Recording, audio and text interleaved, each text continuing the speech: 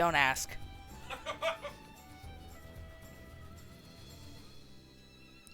What? Oh, for fuck's sake. Oh, that was on your end.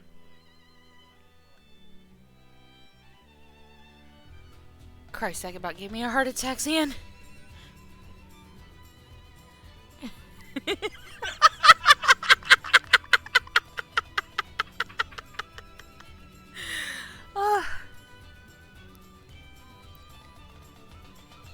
Oh, man, that scared the hell out of me.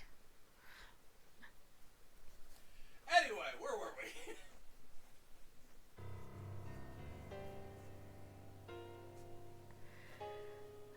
Monk, I think we were just... And I said, don't ask.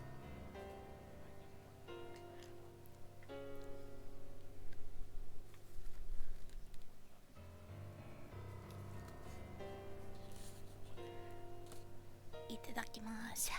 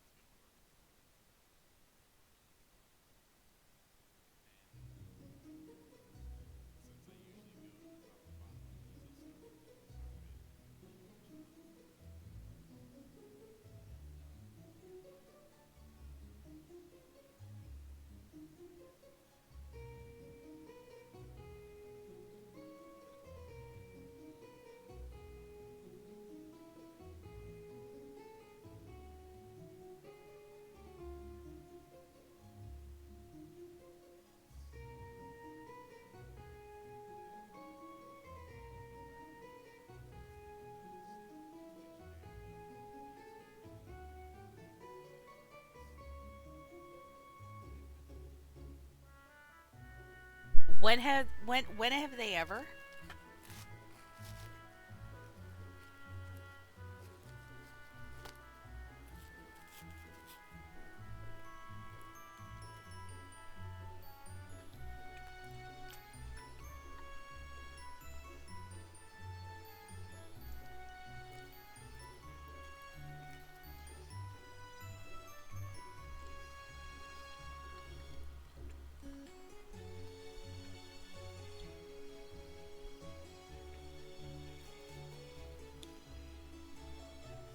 Oh fuck. And you caught her mid-bite.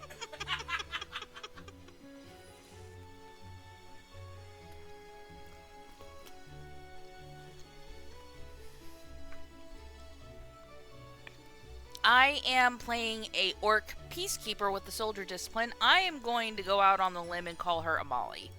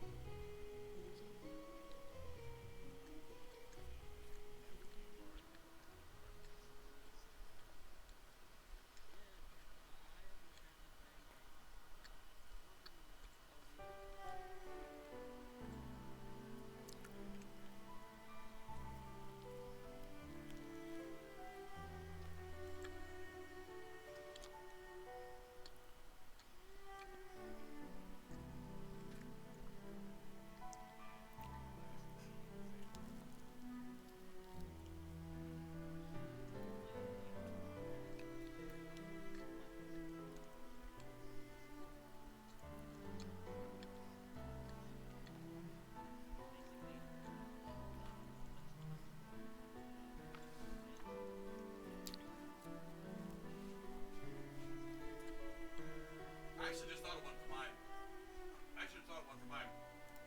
Going by how troll names tend to go, I'm gonna go with Serval.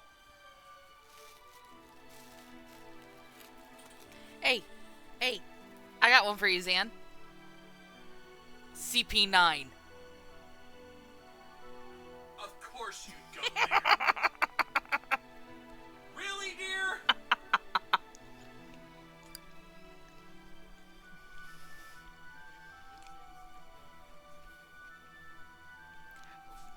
For the...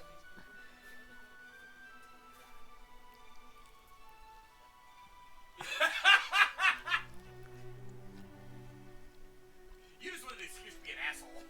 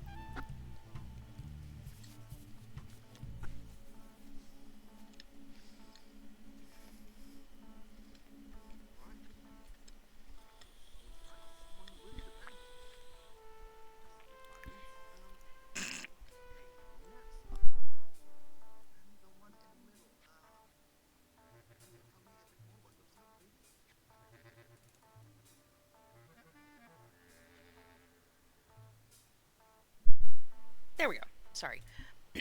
Amali finishes shoveling her sandwich into her mouth, and she looks up at the handler with bulging cheeks and goes, "Hmm?"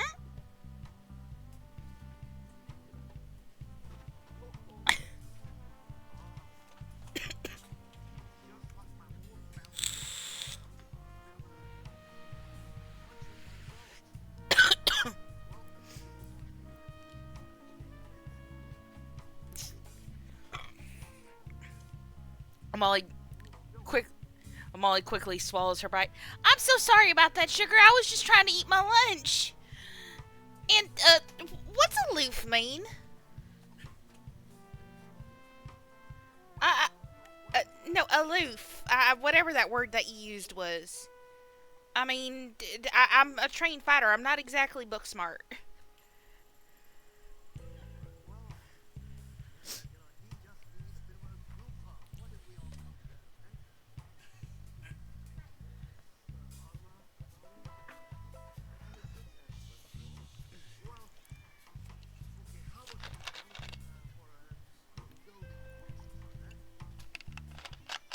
It's Serval just stands there awkwardly, just like, what?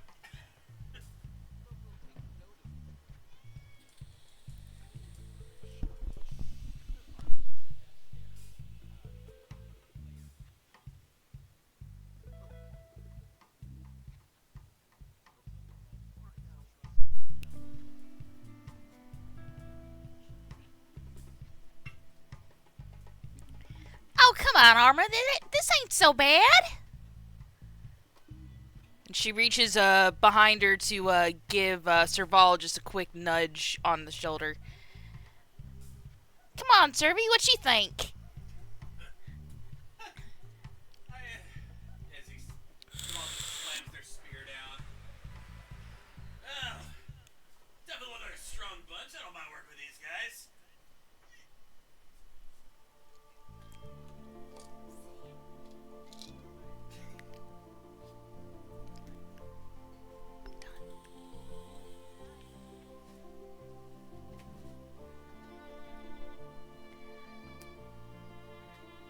Amali's eyes go wide. Oh, sorry.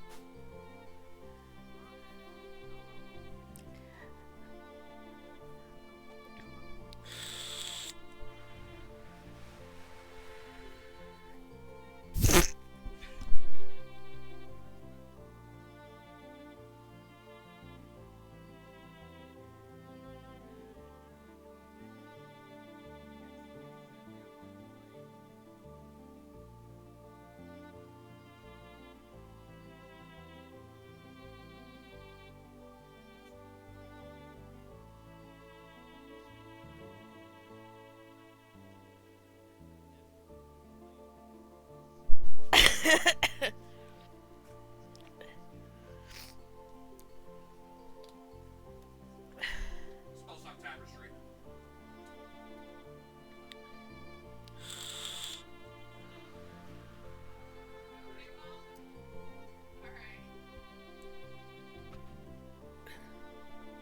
Yes, she did.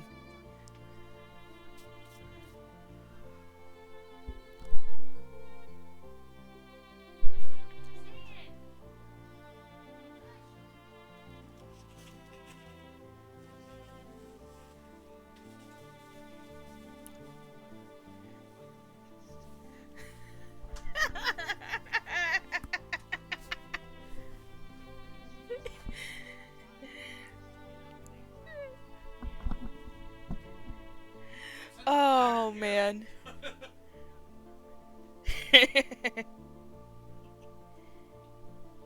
God. Oh.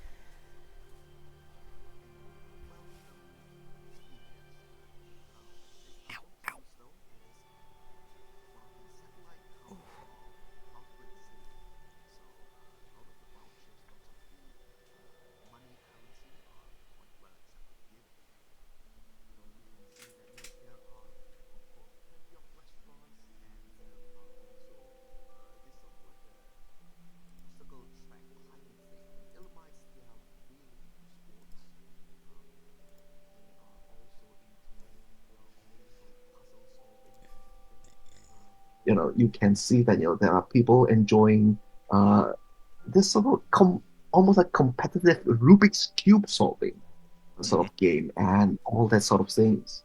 What do you think your character would enjoy? Well, I know for a fact that Arma has a thing for sports. Arma has sports mastery. So Arma would immediately go look for challenge. Who can he outsports? That is Arma's idea right now. He's been here before though, so he probably knows where. Yeah. Right. Well, Amali Okay. would Well. probably... Oh, sorry. Go Amali on. would probably find the closest training yard. Mhm. So that way, Right, cool. she could keep up on her weapon drills. I would just grab a couple vouchers and go, yeah, free food and alcohol. Sounds good to me. Question: Mhm. Would a tavern like that would any of the taverns in this kind of area that I can use this voucher for have the equivalent of bar trivia? Or trivia? Yes, of course. It's they come of a combined tavern and restaurant. They have, it's quite a famous one. It's called the Brown Noser. It's run by this famous shop owner. His name is Brown Nose Noodler. Mhm. Well, of course, you would imagine that he sells noodles and also lots of alcohol. That's where I think I'm going to be heading, especially since I've heard that about the fame of the place, and well, despite Architect not looking the part, when she was training, if there was any bit of weird trivia or weird knowledge that might be considered minor, she knew about it in some form. Right. Okay. Sure. I guess those of you who wants to go to Brownose Noodler can go together. Besides Architect, who was it? Serval will be going with them. Saval. All right. Cool. Booze, All right. So trivia, the and two of food? Hell yeah, I'm going. yeah. All right. So the moment you enter the shop, you meet Brownose Noodler. This mouthful alien is regular size, and he just says, why, welcome in, aren't you a grace, all these graceful patrons, makes me so happy to have all of you coming in. Oh, come on, I'm sure that you are going to enjoy everything. Just look at you, all this handsome and beautiful people coming in. I'm sure you will enjoy all the food. Yes.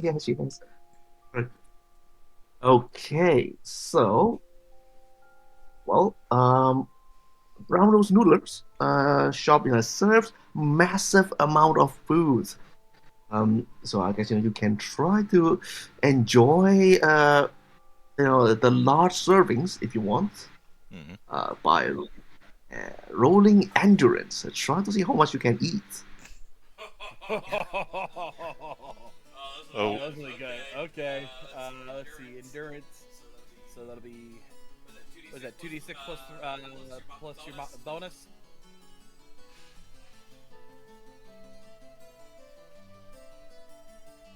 Mhm. So it's gonna be 2d6 plus, oh, no, never mind. Wrong sheet. Yep, I got it. 10. All right. so we're rolling Good job. endurance. Yep. Well, it depends. I think, if you are more interested in the trivia, you can roll information, join all the sort of trivia that are happening at the side of the shop. All right. I would like to use Trivia Trove for this. All right. Okay. cool. You succeed immediately. All right. While you are eating, you are enjoying all this uh, food circle. You see your friend beside you just playing the trivia game, and it's you actually answer the very rare and interesting question about this case of there was this murder case involving some fiends and a person who was who was pretty much bewitched by fiends, and despite that person not appearing to be influenced by fiends at all, but that man was pretty much manipulated from the sides. He in the end, he was not indicted, but the thing is, you just learn about the dangers of fiends that they can manipulate people without them realizing it. Mhm. Monk, you got yourself somebody fighting with you for the trivia, because I've got trivia trove too. Out of curiosity, what's your information bonus? Dose. Then you're going up against my +4. Oh. Wow, I have. The sad part is I'm as smart as Architect there, because my information bonus is also 2. Do you want to have a bit of a contest?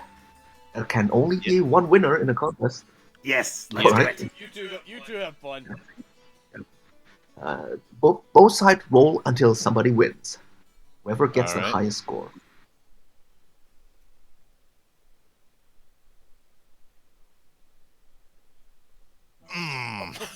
I think we have a winner. All right. Okay, good on you. Good on you. Well, it seems that Necro's character managed to press the buzzer a bit earlier. And you got the score. But still, everyone had a pretty good time. So those who succeeded gets 10 fond memories point. Fond memories is a bit like hero points in other games. With 10 points, you can exchange it with a spirit token. With 20 points, you can exchange it with reroll. Okay. Right, and Amalia's character. I think we wanted to go somewhere with Amalia. I should note while in the aftermath of these things happening, since given the traits, only some people are going to notice this, but there's one less roll on Neff's character's plate, because somebody reached significantly far enough away to snatch it while they hit the button. Stole my roll. Vengeance is a dish best served from someone else's plate. I don't know what you're talking about. It just happens that the patron was very generous in giving me an extra roll. She's eyeing you. Not saying anything, but she's just eyeing you. Well, you need eyes to see, so she's just being she is being very, very smug in the I know what I did and I'm not apologizing way.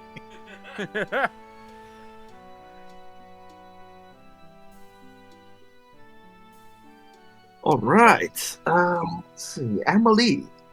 Right. So you wanted to go somewhere when you can let off a bit of a steam, hitting things and stuff. Yes, the training yard, if possible. All right. Yes. Well, that is this this person. Well, he is a what's it called? A tiger from Alien. His name is Bully Bullhead. He's not a bull. Only his grandparent was a bull. but the thing is, he is quite a good trainer too. And says, come on, you wanna let off a bit of steam? You just need a bit of cardio. You need a bit of adrenaline, and everything would be good. Get all those blood pumping. Sweat a bit. You got something I can whack my sword on for a little bit? Whack with your sword on. You can use your knuckle. You can use your sword. You're free to do anything with this pillar. So that is a really massive, concrete metal reinforced pillar that people can just whack on. Well, show us what you can do. Alrighty, I'm going to assume that's going to be strength plus endurance. I would say that would be a brute if you want. Let's see, I'm trying to... It's 2d6 plus your brute bonus. Let's see... Alright, where is that? Hold on a minute. Very top. Oh, brute, got it. Okay.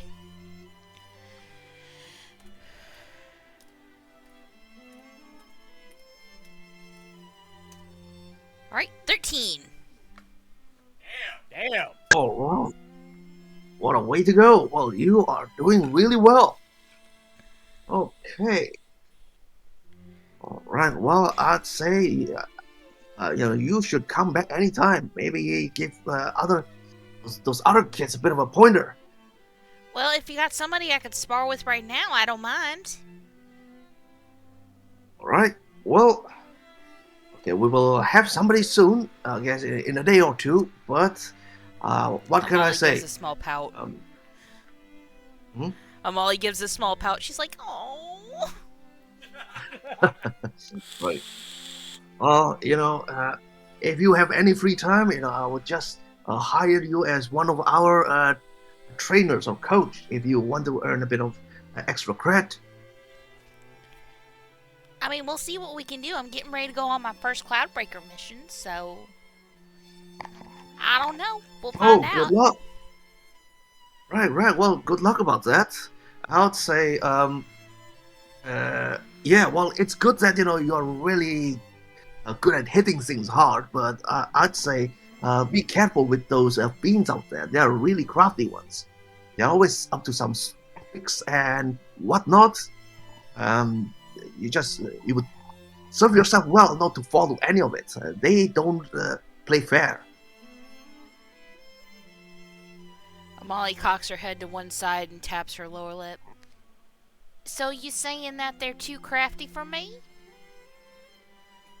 Well, there's one way to prove that you're not. Well, shucks. say, go I get got 'em a good open, old, I my got a guy. good party that'll help keep me on the straight and narrow. So don't you worry.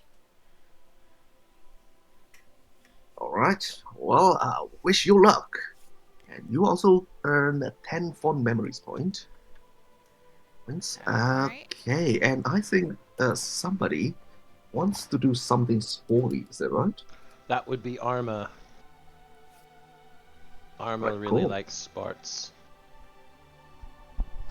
Right. Okay, cool. Oh, there is a bit of an obstacle course, with a lot of poles to jump. It's a bit like those American ninja sort of things, but to them, the Elamites, they are really just a walk in the park.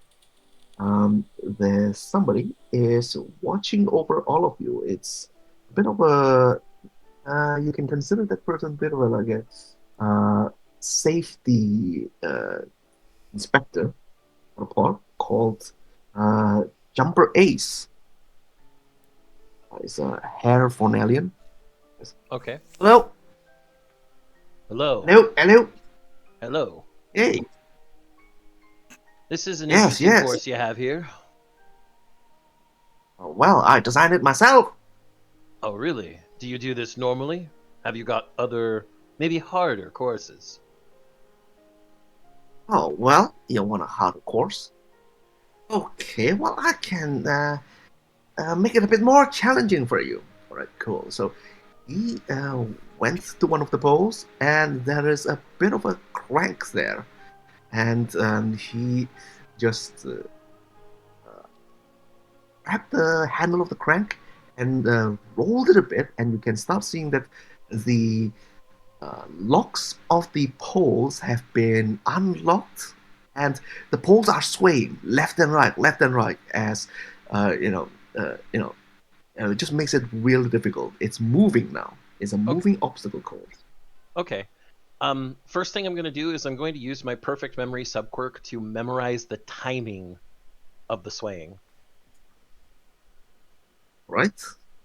Okay, And I can let you roll sports with edge. okay. And so I'm going to when rolling with edge, what's the protocol? You roll twice and pick the best result. Okay, so 2d6 plus 5 twice. Got it.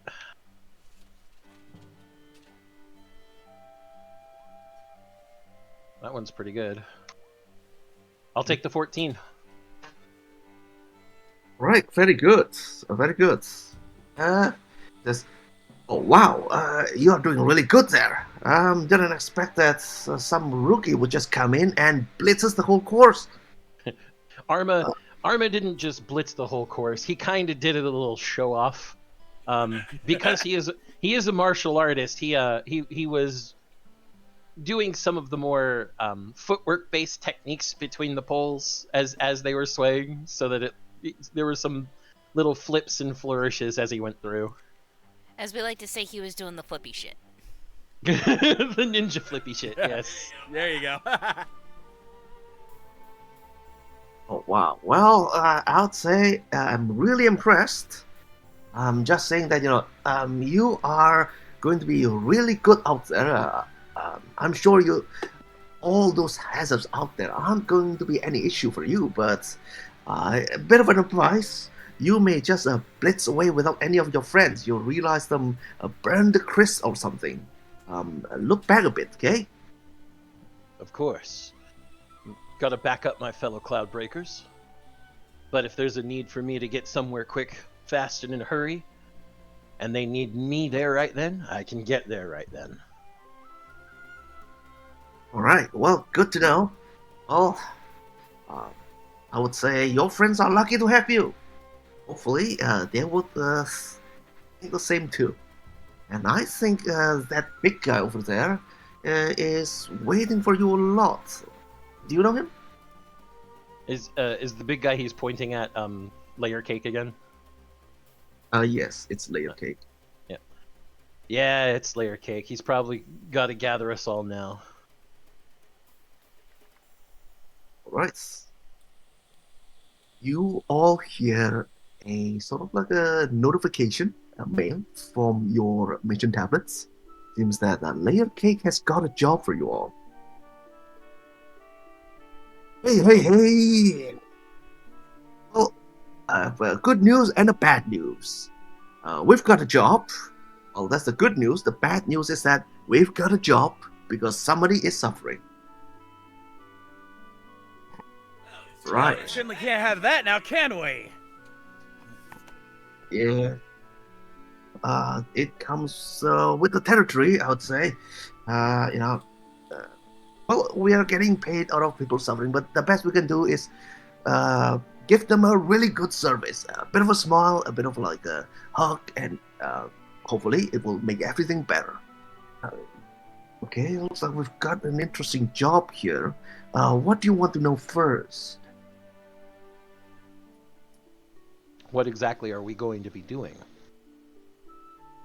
Right. It seems that there is a request from this Sun Elf expat from Feyland. He is a researcher of this various subterranean geothermal and whatnot. It's too complicated for me. It seems that he is stuck in a place. There are fiends attacking him and so on. But the thing is, haven't heard any news of fiend around here. We are That's quite trouble. Yeah. Yes. Right. Okay, let me check for a bit. Oh, okay. It seems that he's got a bit of a research happening and um, various tools that is brought into this uh, to his workshop and everything. I think it would be a good idea to find him, right where he's working. I think we just need to go outside town and find this person. What do you think? Seems simple, but if I've learned anything, it's never that simple. But they need help. Let's go smash some fiend heads and give him the help he needs. Hmm. Right, right. Faster Yeah, we it are, the seems that better. We don't want him to get hurt. Agreed.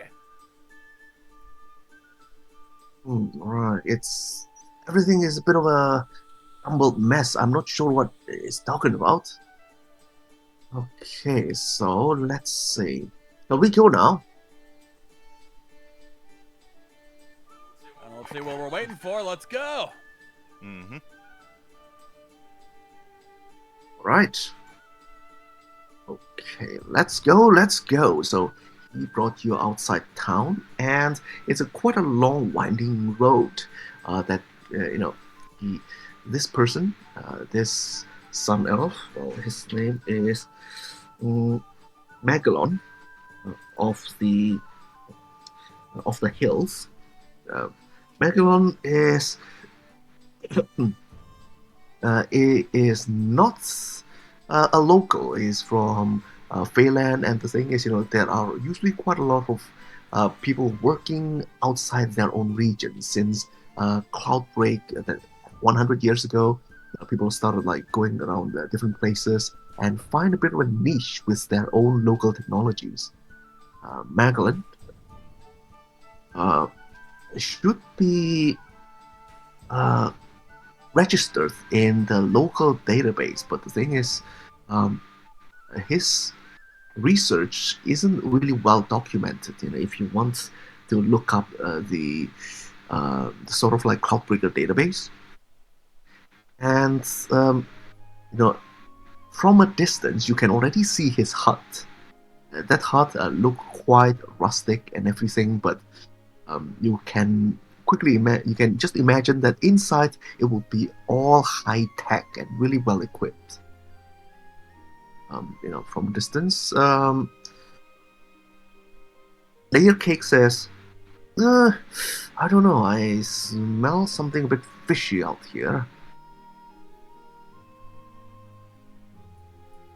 Um, you know, I can't be a good handler for Cloudbreaker if I don't have the instinct to smell that there is something not right. Do you mind if I just stay away? Is there any magic been cast in the area recently? Since I can actually tell Magic? that. Right.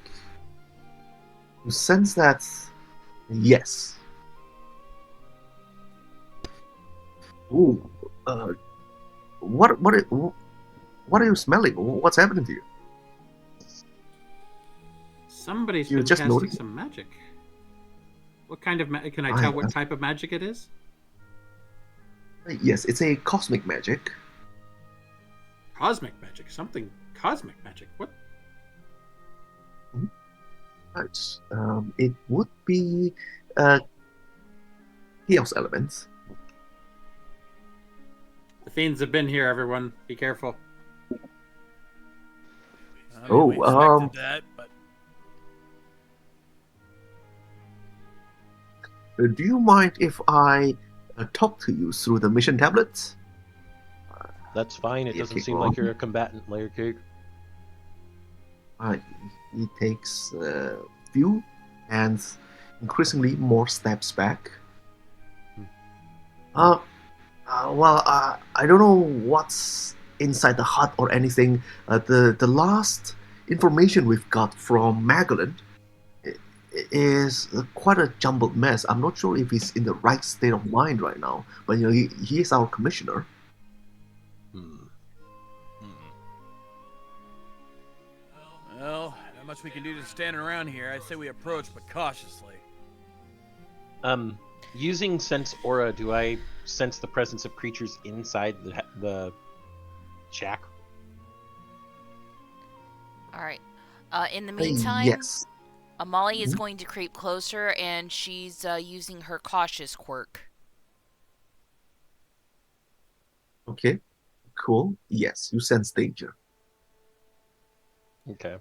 How And many? you also sense there are more than one living creature around. Okay. There are things here, more than the person we're looking for. Caution is the watchword today, friends. Serval pulls their spear out. Weapons ready, everyone. We're clearly walking into trouble. Hiding behind the troll, she pulls out her wand. Molly's gonna creep towards the window to see if she can get a look-see inside. The moment you are approaching the shack, large-sized beowulf started jumping out of the river. Seems that they were using it as hiding spots, and we are going into a combat situation. I'm going to put your turn order up. If you can, let's see, put your Hey, turn honey. speed into the. Hey, Yep. John. Yeah, I know. What time is it? Well, ladies and gentlemen, I believe it's combat time! Turn speed. Okay, you want to put that in the chat? Let's see. You actually can on turn order. You can click on the box for your character and put the turn speed in yourself.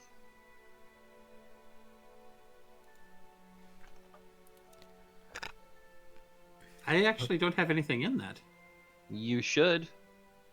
Mine, according to the sheet that I got downloaded, is blank. Hold on. Let me check the same sheet. Interesting. What is your discipline? You have a turn speed of 3. That's weird. It doesn't show it on mine. Okay. It's next to movement. Yeah, I know. I'm looking at that right now. It's blank on mine. I don't know. Maybe it downloaded wrong or something. Okay. Just go ahead and re-download it.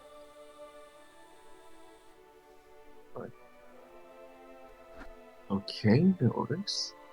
Anyway, the first person. I guess we have to determine our position first.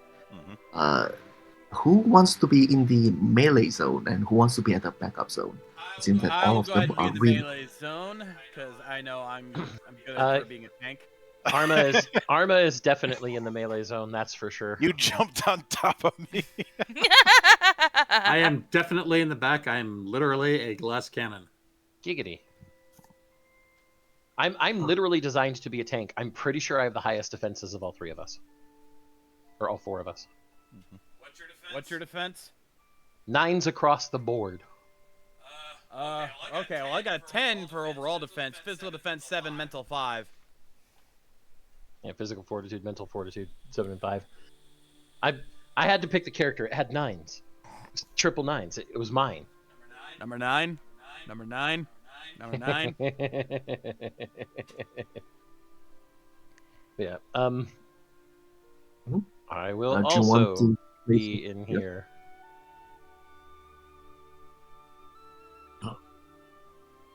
All We got right. 4 frontline fighters and a spellcaster. Nice.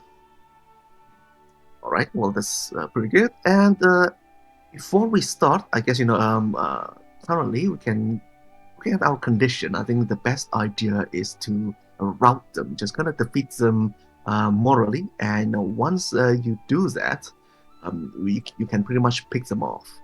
So they have 3 morale tokens, combined morale tokens. If you can just somehow reduce it to 0, they are done. But they are pretty tough creatures. Each of them have 60 hit points. All right. Okay, we are going to start with your turn, Arma. Okay. So, Arma, surrounded by his friends here, feels pretty confident about this. So he's just he's going to start out with some with a display of strength. Instead of just punching and kicking things, oh no. He's going to shoot some ki right out of his hands point blank since we're all in melee range. And that's going to be his major action. Right. So Which one are you hitting? I will hit the one on the right. This guy right here. All right. Cool. Yep. Cool. All right. All right. This guy. Yep. Go ahead. So that would be just D6 2d6 plus my bonus with Key Blast. That's right. Okay, 2d6 plus 2.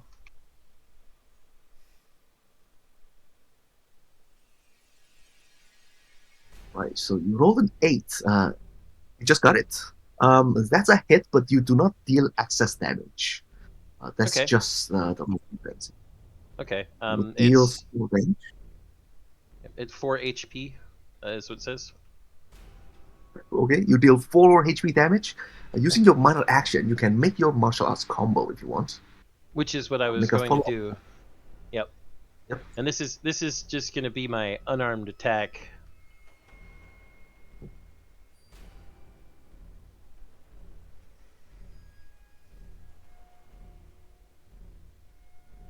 Looks like didn't really hit him pretty well. Yeah. Well, that is a miss. Fortunately, that would be your turn. Is there anything else you want to do before we move on?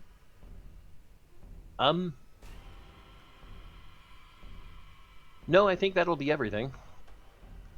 Right, no worries. And also, just to remind you, you one spirit token at the start of your turn. Okay. Right. Next up, it is, let's see, Architect, your turn. You gain 1 spirit token as you start your turn. So,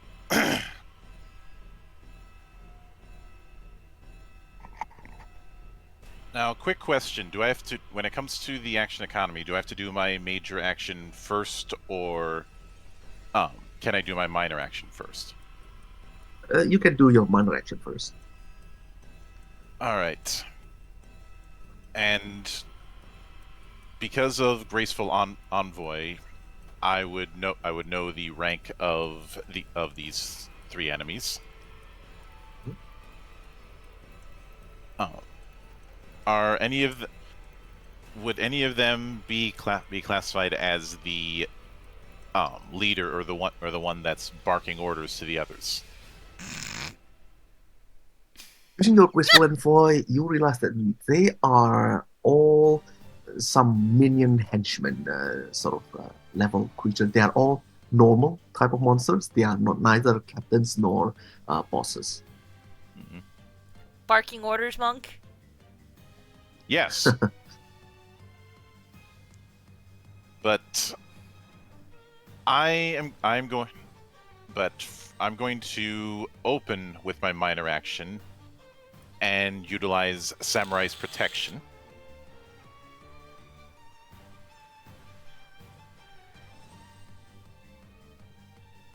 And so that Neff's character is going to be gaining the bonus for that.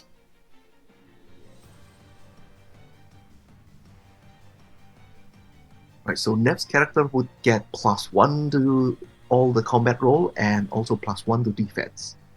Mm-hmm. And Architect herself is going to be pulling out her longsword and trying to aim at a thrust on the one to the left. So this one. Okay, cool. So let's see. So that's going to be longsword attack plus bonus.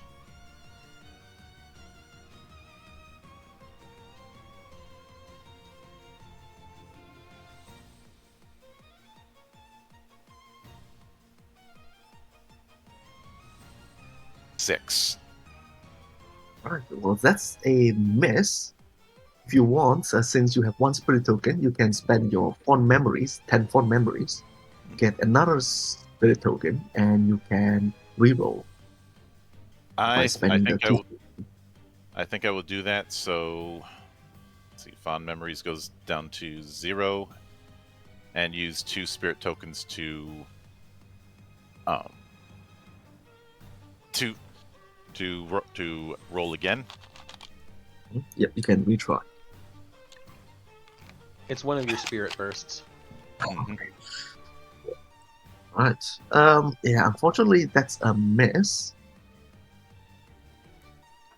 But still, you have buffed your friend with your minor action. That would be the end of your turn, unless you want to do something else.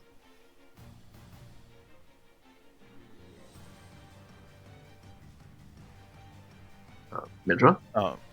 Hold on one moment, because I want to check something.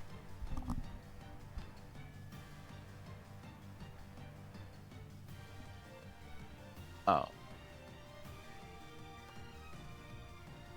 So at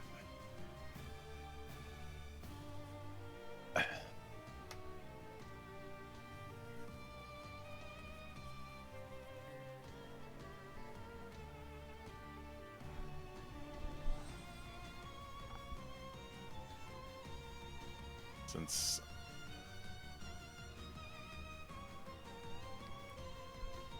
I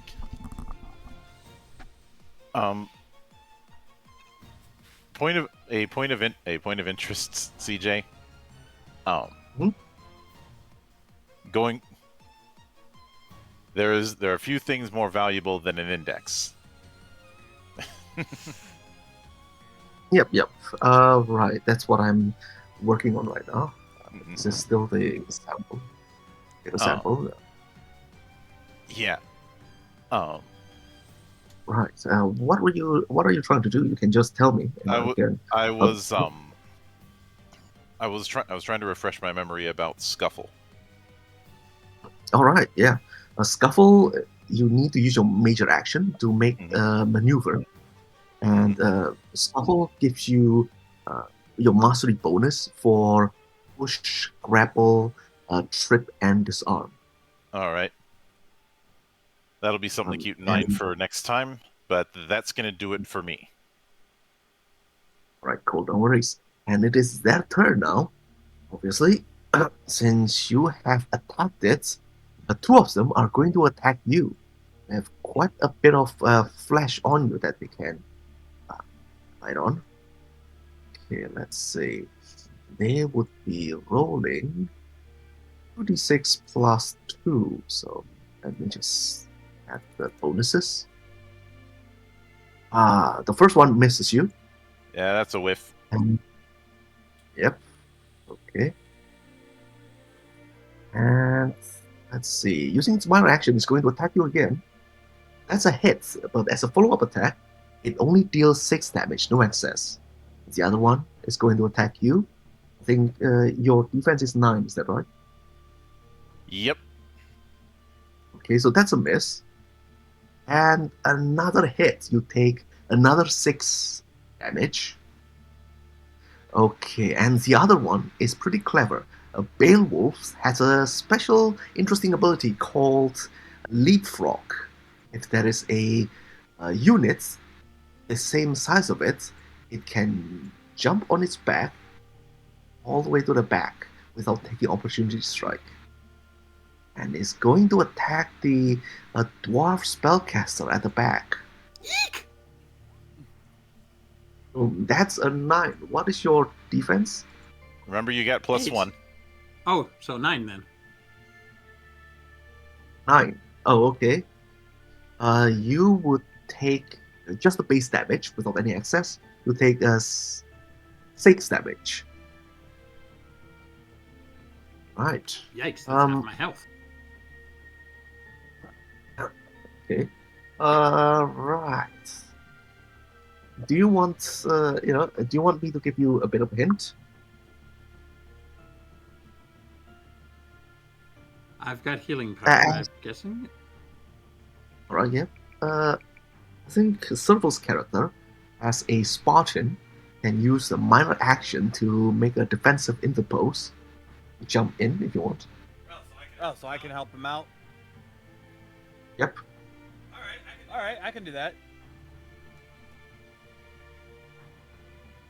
Okay, cool.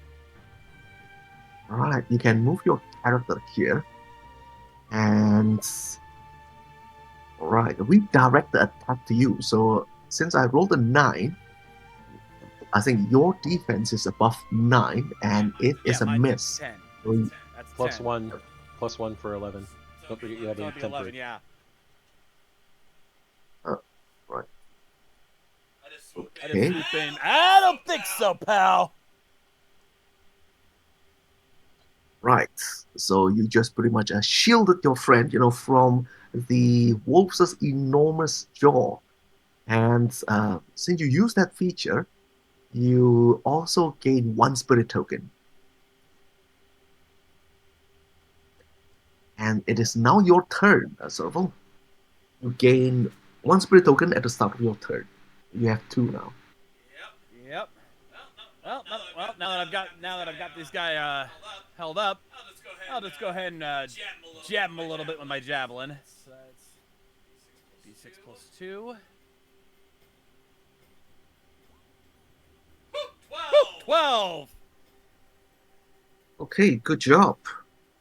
That would be 4 access. What is your javelin's base damage? 6 normally, so that'll be 10 damage. 10 damage. All right, good job. Yeah, that's a hit. Okay. Anything else you want to do, or do you want to take the minor action for I don't even the know what post? my minor actions are. I don't think I have anything. Okay. You can use your minor action to move, or you can just keep it for now, so that when your friend needs help, you can use it to make an interpose. Yeah, I think I'm gonna save that then. Yeah. Right, cool. No worries. Now it is your turn, Emily. Alrighty.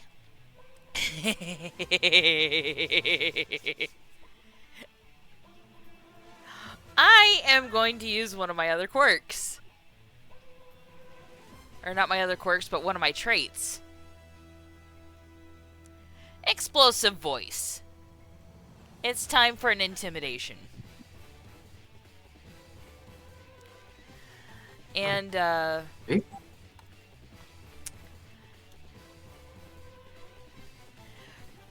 she, plants her... She, keeps her sword at the ready just in case.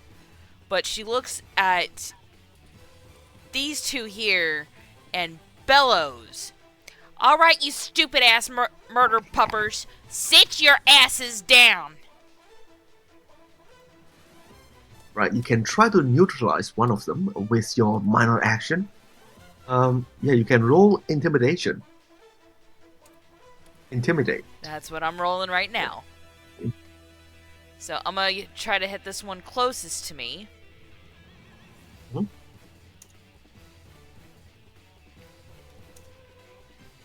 That's You 9. need 16. What was that? You need 16. I did not make that. Right. If they are faltering, the task difficulty would be reduced by half. Would be reduced to 8. So if you can somehow reduce it to 50% of its hit points, it's going to be a lot easier to intimidate it. Gotcha. Alright, then I'm gonna go ahead and roll my great sword then as my major. Mhm. Alright, so...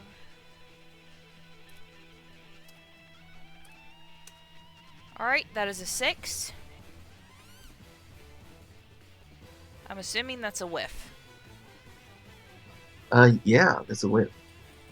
But you can spend your fond memories, if you want, to gain an additional spirit token, and with the one that you have right now, you can reroll.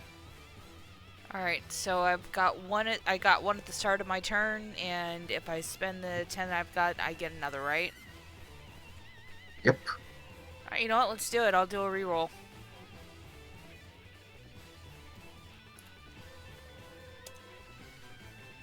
That one was worse. That was a gambit I Okay. should not have taken. All right. Interesting. But still, it's worth a try. Anyway, that's all your action, your major and minor action. Yep. Anything else you want to do before we move on? Can I move or is that a minor? That's a minor action. Okay, then I'm gonna stay put. All right, it is Keisha's turn. All right, she's pulling out her wand and the big doggy in front of her. She's gonna point it at it and use her flame arrow on it and go, "Bad doggy!"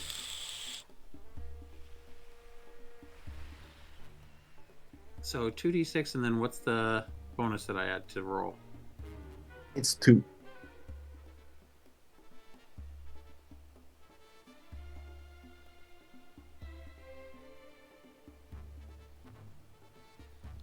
Very nice. 11. All right, nice. So that is a 3 access plus your base damage. What is your base damage? Let's see, fire arrows, 8 hit point spell damage. 8. All right, cool. So that is a total of 11. And Alright, any it is flammable getting- object not worn is also set on fire. So Right. Okay, well, there is nothing flammable on it. darn, I Okay, was so- hoping I could get its fur on fire. That's what I was thinking. Right. Okay, you still have a minor action. Do you want to do something with it?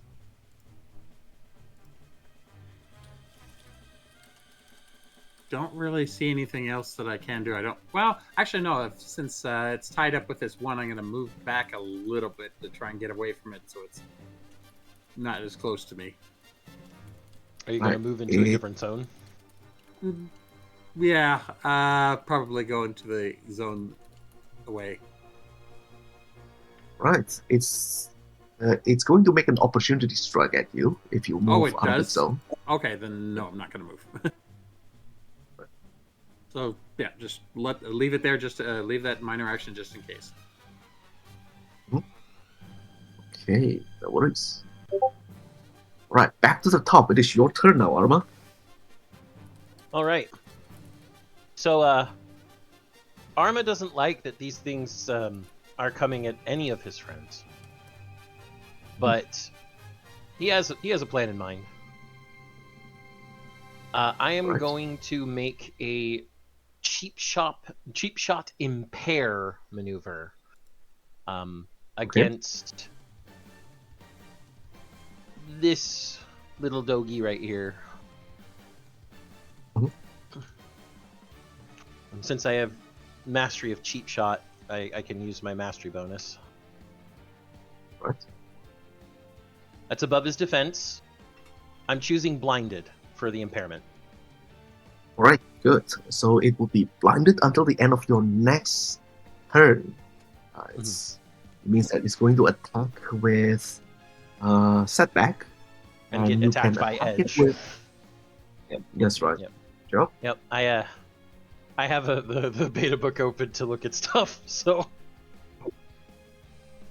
Okay, cool. Yes. You still have a minor action. Do you want to do something with it? let me check the minor actions here real quick.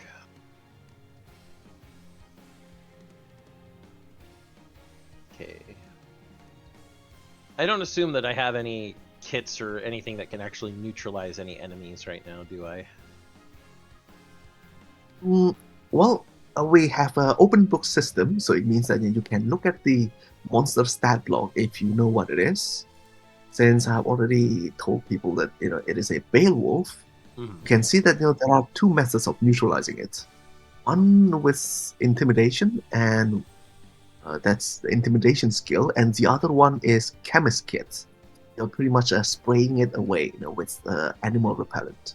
Yeah. I don't have a chemist kit. I can. Let me take a quick look at my. Yeah, I don't have enough for intimidation either. I will.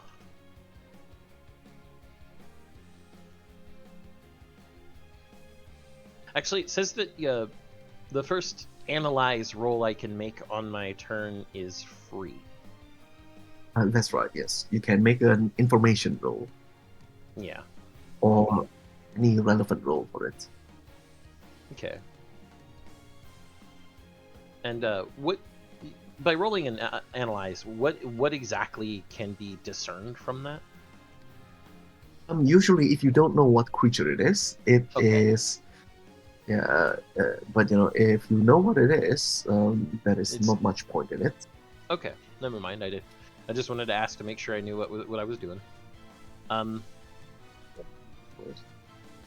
In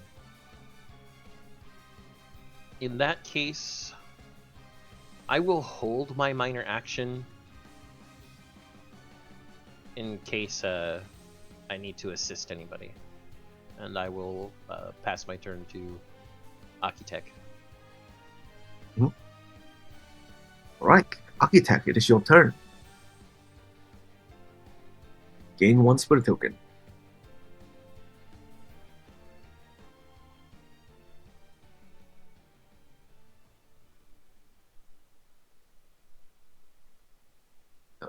Mildra? Monk,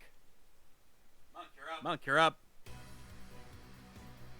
He's been having mic issues. Yep. There we go. You need a new microphone, Monk. Yes, I do. I agree. But I am going to take advantage. So, ping which one was blinded. Center. All This right. one? So, I'm going to take advantage and try and do one cleaving motion with my longsword from the side to try and see if I can get midsection with my sword. Okay, you get to attack with edge. Roll twice, pick the best result. All right. That one's good. Okay. Nice. You have no choice, Monk. You hit. So I either pick I have the option of picking I roll 12 or I roll 12. Choices. 12 I'd take of the one, 12. a dozen of the other, Monk. Mhm. 12 of one, a dozen of the other. Pick your choice. Still more choices than Mass Effect 3. But I'm pish. So yeah, I'm going with, I know it's a hard choice, but 12. Alright, cool. That would be 4 excess plus your longsword 6. That would be a total of 10 damage. Ooh. Oh, Christ. Good job. I just realized something. What's I that? didn't roll the mastery bonus because I have mastery and intimidation. Well, we can wait Yep. next time. It doesn't look like we're going to get any neutralization until they're at half health, though. But Yep, it's still a good attempt. Okay. Well, just remind me, who has the bonus from your protection? Mildra?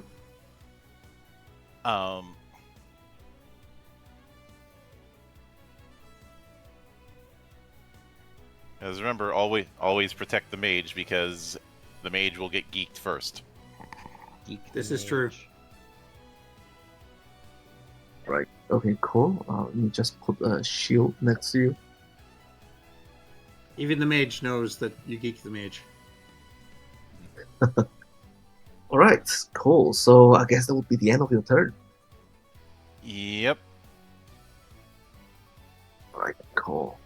And obviously, it's the Beowulf's turn as they want to attack the speedy one, because you have been impairing its friend, and they don't like it. It seems that you know a bit more about combat than the rest, so it's going to attack you. And does it hit? Yeah, I have a Yes, defensive I of think 9. 9. That will be 4 excess plus 6. You will take 10 damage. The first attack, and the second attack, it's also a hit, a 6. You take a total of 16 damage. Right. And the other one is going to attack you too. But it has a That's- setback, right? That's right, yes. So I'm going to roll twice, pick the worst result. That's a miss. It can make a follow-up attack. And That's a miss. But I'm going to spend a morale token to use a morale boost to reroll. Reroll ignores setback. So, bam! I think that's a hit. So I'm dead. Yeah. Right. You take another 6 damage, so a total of 22 damage on you. Yeah, I'm dead. You are downed. So if your hit points is reduced beyond 0, it goes to your resolve damage. You are down, but you're still alive. Right. But you take the spirit token. From whenever them I- using the morale boost. That's right, yes. So Okay. it's pretty much like shogi. If you capture a token or you capture an enemy, you can use the piece yourself. So that's the idea. Nice. I love shogi, so I get the concept.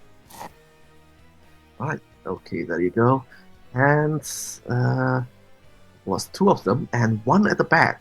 It's going to try to attack the wizard. That's a 9. That would hit. But I'm gonna go unless ahead you- and hit another defensive interpose. Right? Okay. You defended the attack and it misses. Right, so for the follow-up attack, I think you're out of minor action. So your friend, Asia, would take 6 damage.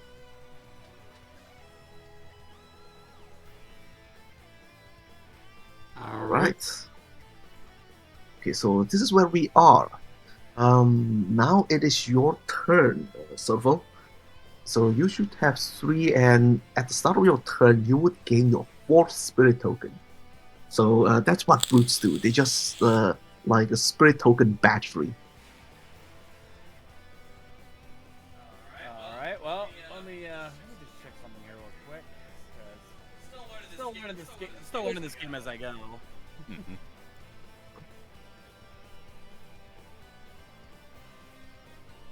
But at this point, not much else I can do but just keep stabbing away. So I'm gonna go ahead and do what I did before. 10. Right, good job. 10, that's 2 excess plus 6. Just 8 damage. And with that attack, you have caused the Beowulf to falter. It is starting to sniff very, it's looking quite scared, and it's also sniffing and rubbing its nose quite friendly. It is scared. In that case, because I was looking at my character sheet earlier, and I realized I can do the same thing that Amali? Imali can do. I'm gonna intimidate the hell out of this thing with my explosive voice. Right? Yeah, you can roll intimidation if you want. 9. 9. Alright, good job. This. It is intimidated by you, and it is neutralized. It is so scared it pretty much just collapses on the on the ground, and it's buried its head under its paw. Yeah, I just basically look. I just look at it and go, and stay down. Good job, good job. And since you neutralized it, you take its morale token as your spirit token. You should have 5 spirit token now. I'm maxed. All right. You Good can job. use spirit tokens for 3 separate general spirit burst actions. 2 for the retry, 3 for rage, and forget what 4 was. From what I can see, you can also share them with other PCs. Yeah, you can spirit share. Oh, that's kind of cool. I guess, if you spirit share earlier, you can evade one of the attacks, and Arma would still be standing. Much using the power of friendship to get yourself out of trouble. Because all these enemies that you are matched against, they are really powerful. So this is your only way of survival. All right, next up it is Emily's turn. Yep. Alright, so do we know where this one is health-wise? It's partially hurt. It's not looking too bad. Alright. Unless everyone wants to pitch in the spirit token to make your one single attack really powerful. I mean, that would be appreciated. I mean, doesn't she have 3 spirit tokens at this point anyway at the start of this turn? I thought I used both my spirit tokens on you the did. last turn. That's true. Mhm. That's true. True.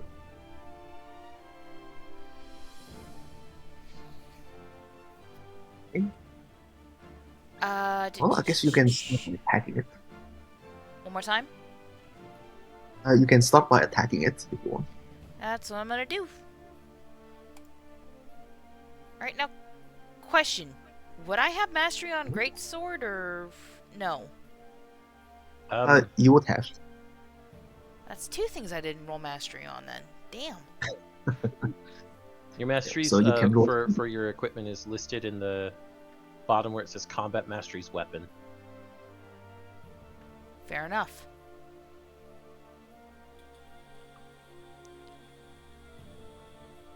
You can roll 2d6 plus 2, and since it is blinded, you can roll twice with edge. Okay. Alright, first roll. Second roll, I'm gonna take the 8, but that's not gonna hit. That hits. Oh, 8 hits? Yeah, Yeah, there's 8 no is, excess. 8 is Ah. 8 is just no excess damage. Yeah. Gotcha. Alright, you would have dealt it 12 damage.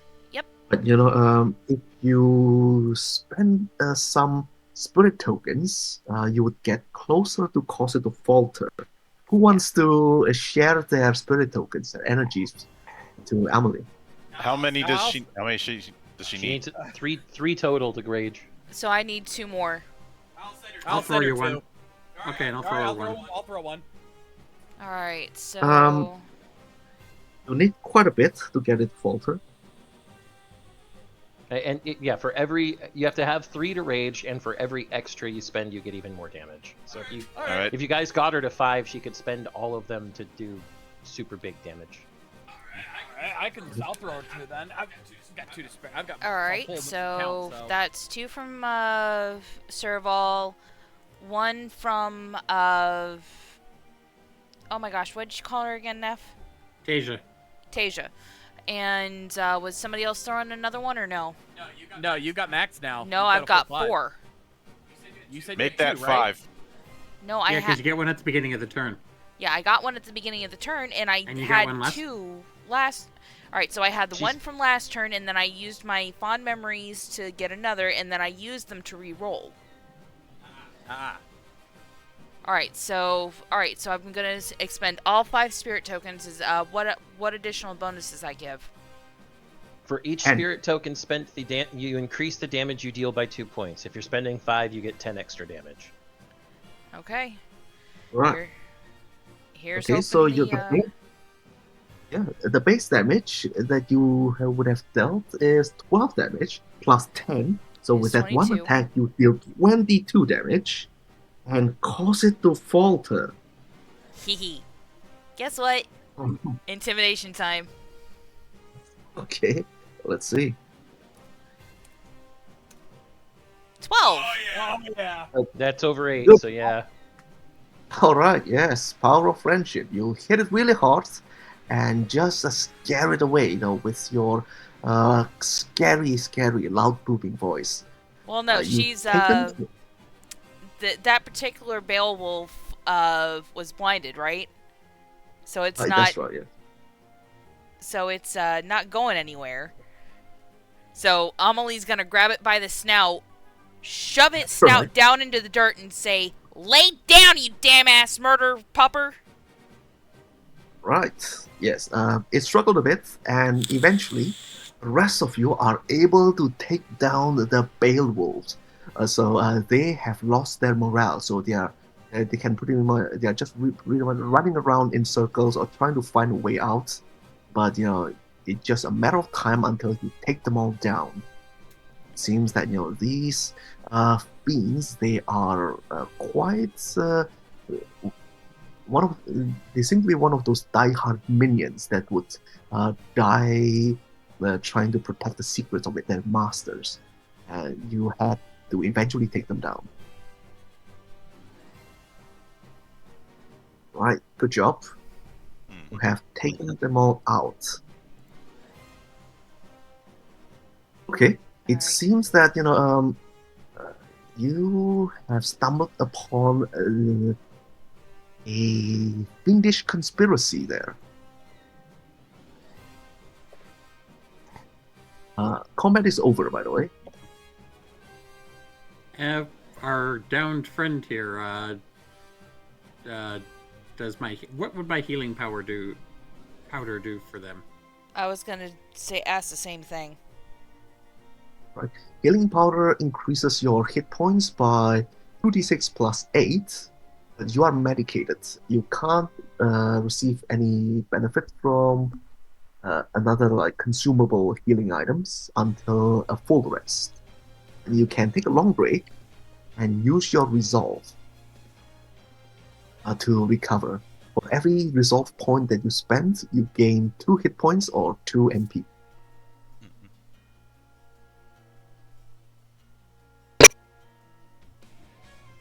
Oh, somebody's mic just cut out. Wasn't mine. Not mine either. John, I mine. think it was yours. Wait, what? Yeah, it was yours, honey. What? Laird, it's lighting up over here. I hear him on his normal input.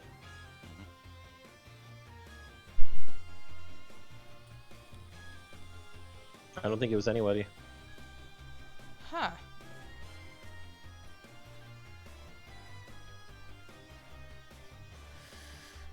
Technology, it loves to give us the middle finger. Don't listen to the voices in your head, Kay.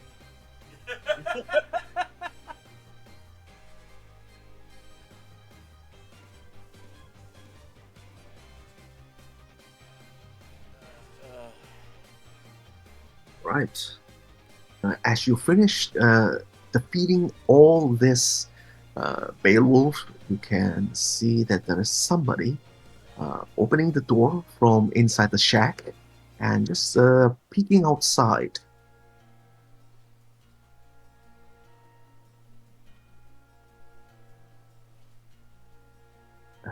Hello? Hello there. Oh. Are you the Cloudbreakers I commissioned? Yes, That's we. us. You alright in there? I think I can hang on. Come in.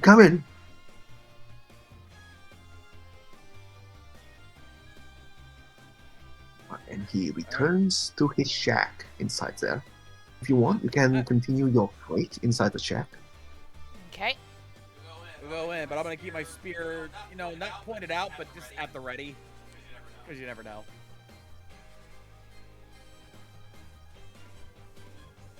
Right. Notice. Okay, so inside the shack, you can see that it's a bit of a research facility. There are telescopes and everything.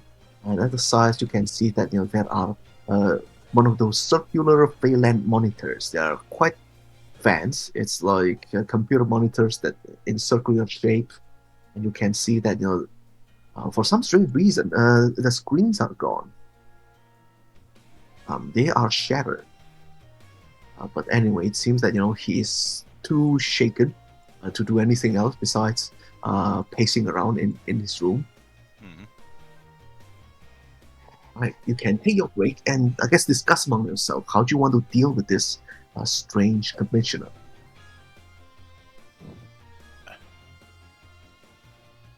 Were the... It seemed that those Beowulfs didn't try and come in here, even though they could at any time. Were they keeping you in here? Yeah. I was thinking that there is something really strange out there. Something is watching me. Thank goodness you came in here. I think the Beowulfs would have eaten me and crushed me or like, ripped me apart.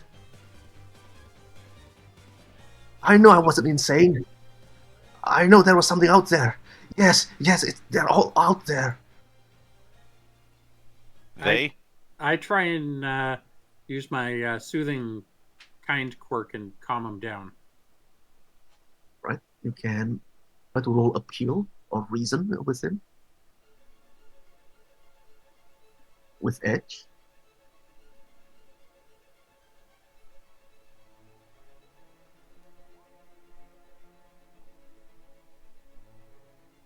You can roll again. Right.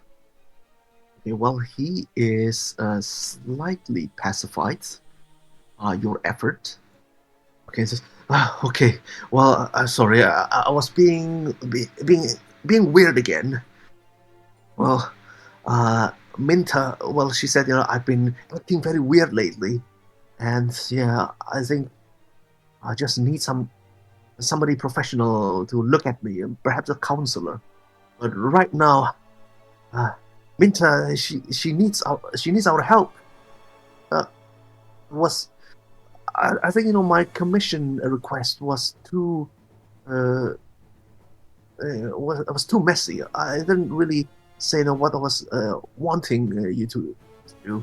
It's Minta. She needs our help. They kidnap her.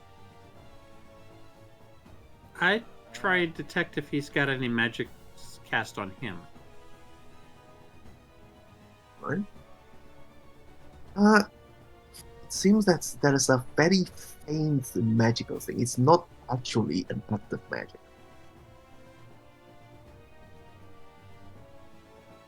I whisper to everyone, it's like, I'm not sure, but I have a feeling he may be controlled or something. There's some kind of magic around him.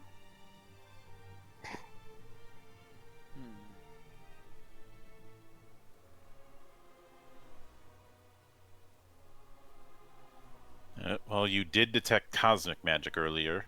I'd imagine that's a little bit out of your particular forte. Yes, but remember during the trivia about the people being controlled by the demons. That's true. That's true. I don't. So long as I don't think he would do much outside of this area.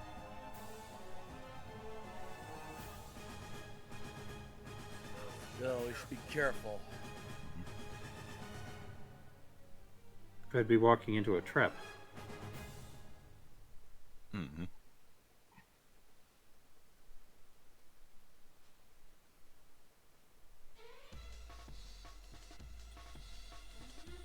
Right? And you can see him trying to pick up all the shattered glasses and so on, looking quite confused. Mm-hmm.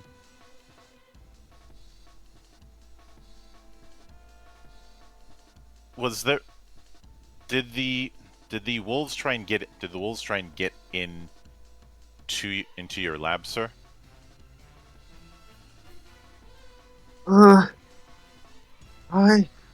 uh, Well, they're just waiting outside. I don't know. It seems that there was always a movement, something at the corner of my eyes. Whenever I went somewhere, it's I assume it would be them. They just scattered around. They ran away. What broke the glass? I am scared to answer.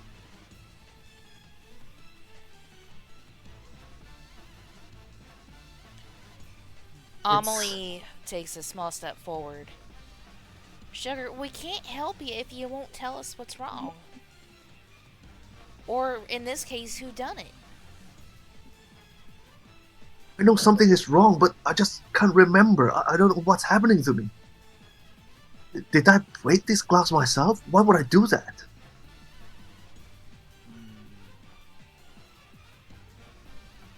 I want to use my exorcist set from my thaumaturgist kit on him. Right, you can try that. Okay.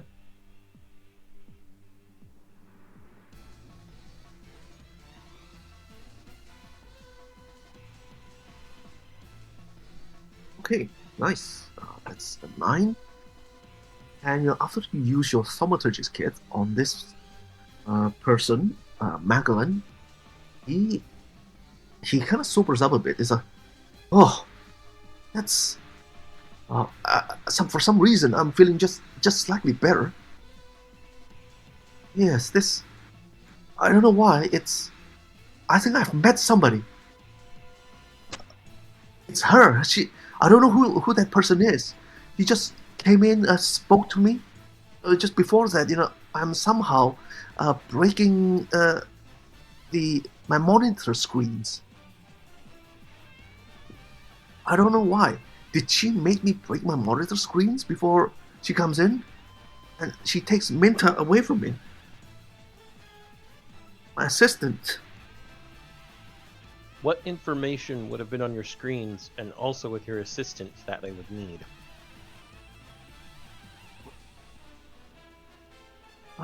Well, I don't know. Well, my assistant, Minta, well, she's really vicious. She's really clever, and perhaps, I don't know. It seems that that thing. I don't know what that thing is. That person, when she comes in, she just breaks my monitor. That's not completely broken. I think that she's afraid of what she sees in the monitor. What were you working on in here? Right. Well, I was working on some artifact in a ruin somewhere. Hold on. Could she have taken Minta to the ruins? Well, Minta is a really good girl, but I'm afraid that they will try to turn Minta into one of her fiends. Turning people into fiends. That is a concern.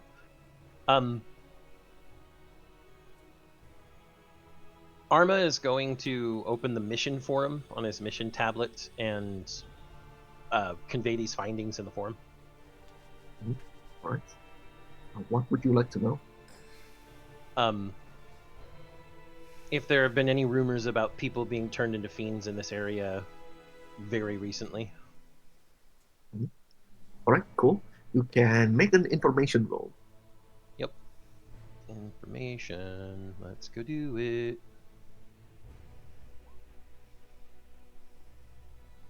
10.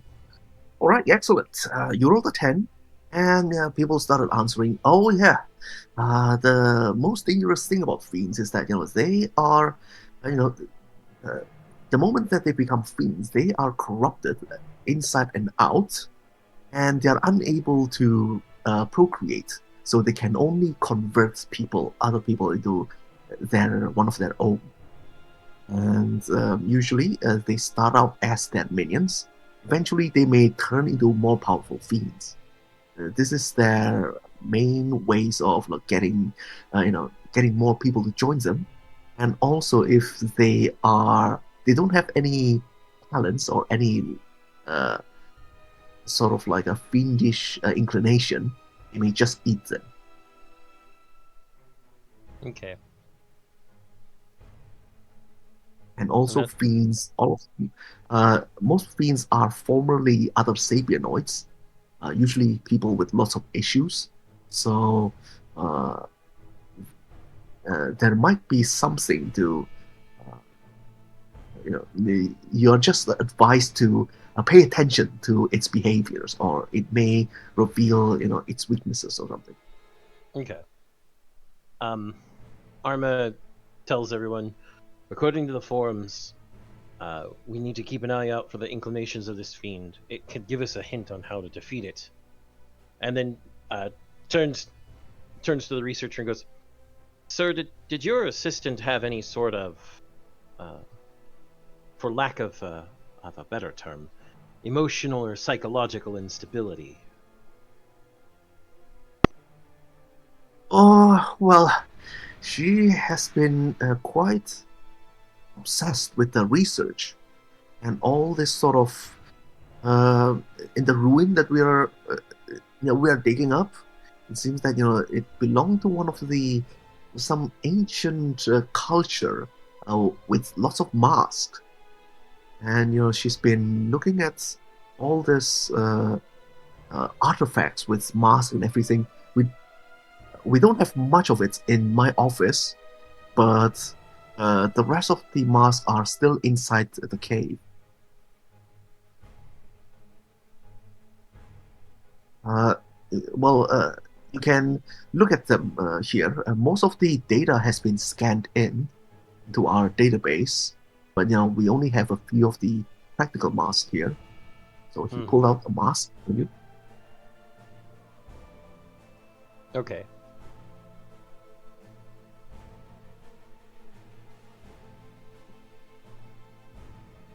Right, you can see that it's a very strange mask. It's almost like a face of some sort of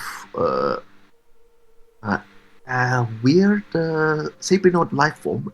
Looks a bit like elf, but it has 3 eyes. It's very weird. I've been reading the all the uses of the tablet, and I'm like,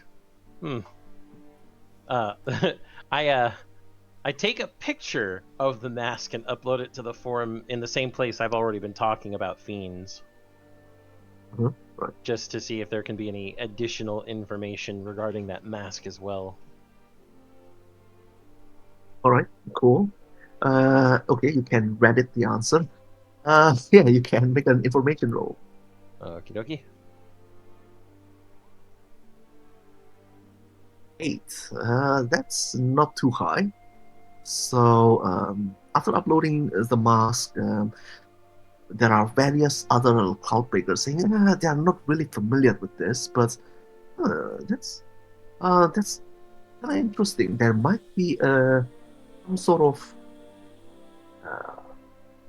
outer civilization beyond Cloud War that has 3 eyes, and they've seen some relics of those, but other than that, they don't know much. There might be people like that outside the cloud walls. Okay. This civilization also exists outside the cloud walls, at least according to some Cloudbreakers. They've seen similar iconography. I think there's something much bigger here than previously thought.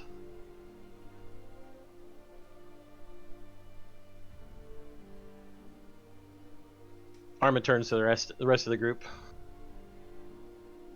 So, what do we do? Well, we certainly can't let an innocent person die or get turned into one of those fiends. I think the only thing we can do is find them and rescue them. How far is that cave? How far is that cave from here? Oh, well, it is not too far. It's about 100 meters or 100 yards. It's over there, but I must tell you, it's dangerous. There are usually uh, some weird plant things and so on. I rely on Minta. Well, she's a Floralian. She's more aware of the location of potentially dangerous plants there. But I'm scared to go in myself. Hmm. Well, I think it's safe to say that we're going to have to go in there. So we should, at the very least, make sure that we're prepared.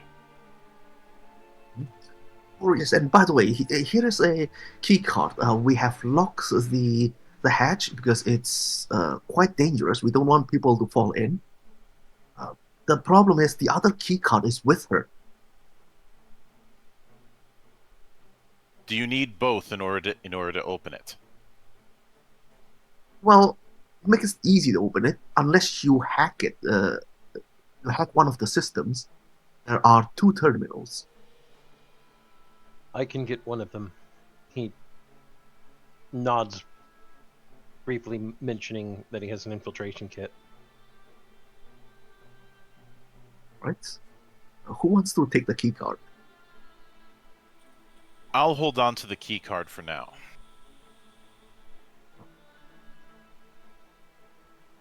All right. Well, I'd say I can only wish you all well.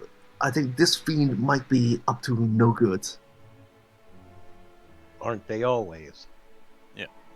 Well, Uh, that's right. before we head out, I think we should do a bit of recovery, since I'm pretty sure we're still at the same HP values we were before. You can take a long break. A long break is half an hour. You can spend your resolve to recover your hit points and MP. For every one resolve point, you gain two. So 2-to-1 ratio. All right, I'm spending 6 resolve to top me up.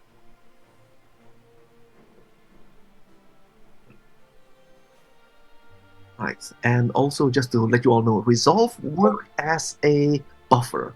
Whenever you take damage beyond 0, the damage goes to your resolve. And if your resolve is reduced to 0, you die.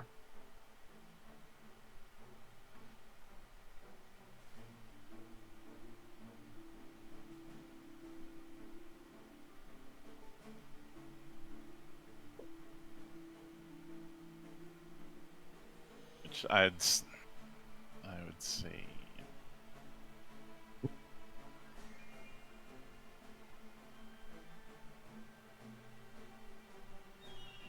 I was tempted to use my healing powder, but not the time yet.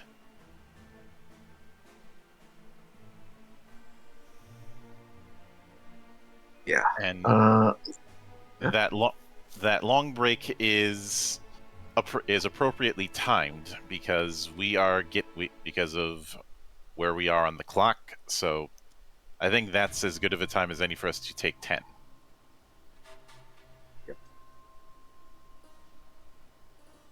Alright, hon. All right. Take a break. Okay. Sorry. All right, guys. We are going to take a 10-minute intermission. So we will see you back in 10.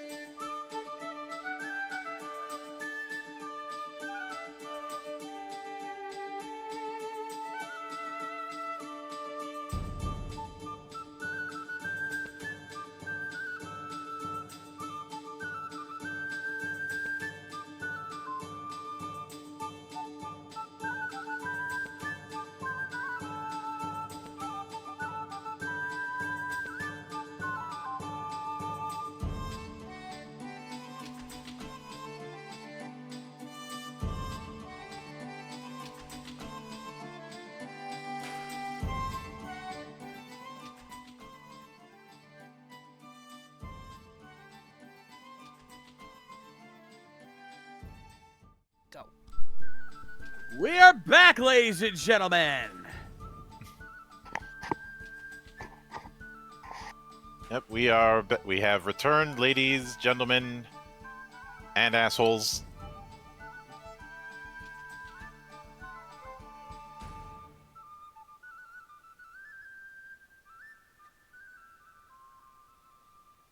So I believe last we checked, we were setting out to head to that cave.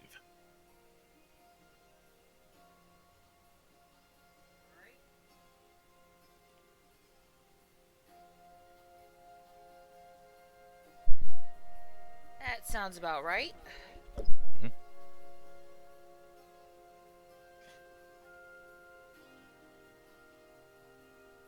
Okay, right. Since we are all here, I guess we can continue if that's all right with everyone. Mm-hmm. Yep. Right, cool. As you are heading to the cave, Magellan clarifies your mission. He just says, all he wanted to do is to get Minta back, his assistant. Anything else he's not too worried about. Yep, he has had enough. He would be transferring back to Phelan after this, once you finish your mission. Right, are you all ready to go to the cave? Yep. Let's do it. Let's do it. Leroy Jenkins. All right, cool. All right, as you are exiting the shack, you can see that the direction Macklin gave you is very straightforward. You just need to go follow the path. Just going along the track, you can see that there is a cave there. There are quite a few, what's it called, Arcanotech equipments, stuff that you would imagine a Phaelander would bring. And, that is the cave. It's smelling really weird. There is a bit of a floral scent smell, something you don't smell in a cave. It's a bit suspicious. And there are other wafting smell of plants or mushrooms. You are not sure. What race was The Minta? further you move, Minta is a Floralian. The Well, plant that would people. make sense why the cave would smell that way then. That also means that she's already been here. Yep. Right. Hey, as you all enter the cave, you suddenly hear the sound of a clicking behind you. It's the door, and just the door closes, there is also a massive rubble that started to to bury the door just outside. You can feel that there is a massive landslide. You are stuck in there, and everything else in the cave is also shaking. Hold on. And you can sense that this place is going to collapse. There's going to be a large cave-in, and the epicenter is just right here at the zone where the door is. Looks like there is a one way forward for you all. This is an escape situation, so we have to take turns. This is where you'll have to decide who. At least part of this game is that you can delay your turn anytime. Let somebody else move. Right. So let's see. I think 5, 6. I think the first one who gets to go is Arma. Yeah, Arma has a 7. All right, cool. Right, so this is your turn, Arma. Suddenly, you can feel that the whole cave is shaking. If you are going to stay here, where the epicenter of all this landslide is going to be, you are going to take quite a bit of damage. Maybe roughly 26 plus 10 multiplied by 3. So that's going to be like over like Oh, that'll 40 kill me. something damage. I know. It'll kill. A landslide will probably kill us all. Yep. What is have we been able to determine if there's even going to be a safe area to move to, especially with a gate like that in our way? You would imagine that since Magellan have said something that there is a room inside, you would imagine that the landslide won't be able to go all the way down there. So if you go down the hatch, perhaps somewhere in there should be a hatch that you can open and enter.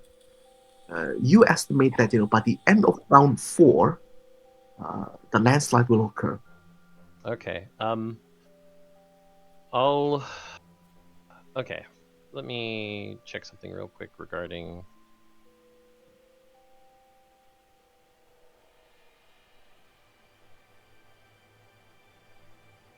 Okay. I am going to move to the hatch,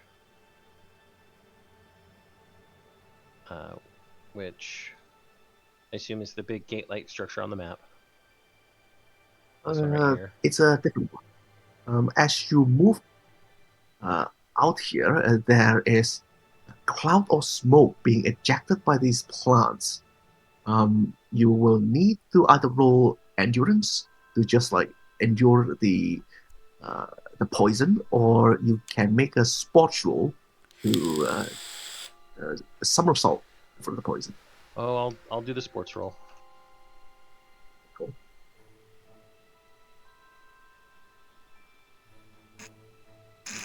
Did you roll a 9? Yes. All right, cool. You succeeded. Okay, so I Right. rolled. It is also possible. All right. So you rolled 9. You succeeded. You pretty much jumped over the cloud of smoke skillfully. And just to let you all know, hazards are like monsters. They can also be neutralized. Looking at these poisonous plants, you would imagine that you can neutralize them with a chemist kit. Which Or I an don't think arcanist kit. any of us have. Nice. Or otherwise, you Or can the use your chemist kit, at thievery least. roll. Yeah, only the Phantasmaster would have had a chemist kit. Well, now that I'm in front of the hatch, though, I know that there are 2 different consoles, one here and one further in the ruins, and I kind of want to keep the easy use of the key card for the later one. I'm going to use my infiltration kit to try and hack into and open the hatch. This is actually a normal gate. This is not the console. Oh, okay. So since you can the still use your infiltration kit. since the climbing kit does have grappling hooks, I want to see if I can use that to kind of get around the cloud, because I have the key card. Monk, there's no need for the key card here. He said it's a normal hatch. All right, never mind. It's a normal warrior. Yeah. So, anything special to open it? I push on it. Does it open? It doesn't open. You can try your brute force, or you can try your thievery or infiltration kit to pick it. I will use my infiltration kit because it also has a +5. See how this works. Also, since this is an escape situation, we're still getting spirit tokens at the beginning of every turn, correct? That's right, yes. Okay. Just wanted to make sure I was marking that. Okay, that's 13. All right, good job. Okay, so opening this, you realize that just at the other side is the hatch that the professor had told you about, Professor Magellan. And there are just 2 computer consoles here, looking very advanced, looking high tech, a bit anachronistic compared to the rest of the surrounding.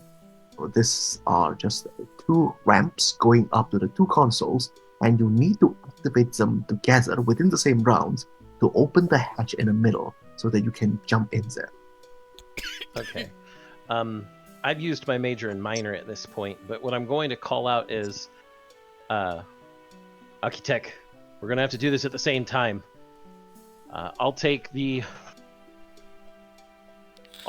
console on the left, which is the top console from this perspective. You take the one on the right. Now I know that I can move. Technically, I can move 2 zones at a time every turn, or 4 zones if I use a full move. So, I'll wait for you though, because you can only move 1 to 2. But with that, I will end my turn. Right, cool. Your turn, Architect. All right, I am going to. I believe that there are, that within the climbing kit there's things like grappling hooks. Because I wanted to try and use that to see if I can get over the cloud that's impeding us. Yeah, grappling hook gun, block and tackle, and a rope ladder. Yep. Or rope ladders, I should say. And climbing kit even says great for nature and structure hazards. And these are nature hazards, So, would that be a climbing kit roll, or? Yes, you can use a climbing kit roll for this too. Alright, so I think that'd be +5 as my total modifier.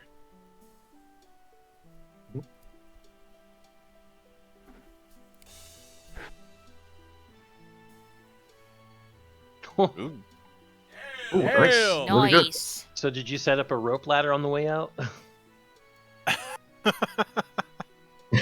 I mean, the climbing kit rope ladders say it helps other people over hazards. Just saying.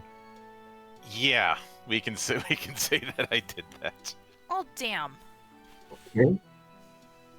Okay, cool. You have created a bit of a rope ladder here. So everybody else can also use the rope ladder and not have to roll against the poisonous spore. Open book gaming. Hooray. Yay! Our little dwarf won't have any problems.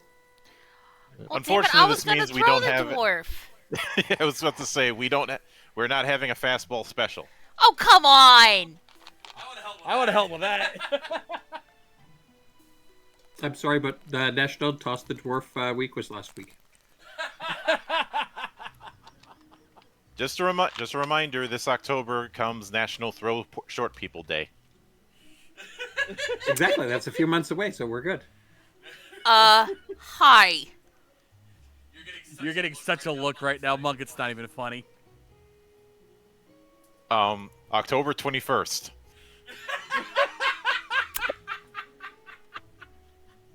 You throw me, Monk, I book you. You've got nothing to worry about. You're in another state. Lucky for me, I'm in another country and I'm not that short. Doesn't matter, we'd still throw you. I don't think any of you has the strength to throw me. I'm fairly certain that I do. Neff, have you ever heard of caber tossing? I'm significantly bigger than a caber. And I deadlift 450 pounds on the regular.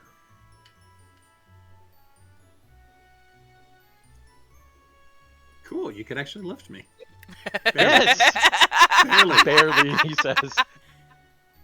That's my average. If I went for my max, I'm pretty sure you're going to get caber tossed. But rails. Let's keep going, guys.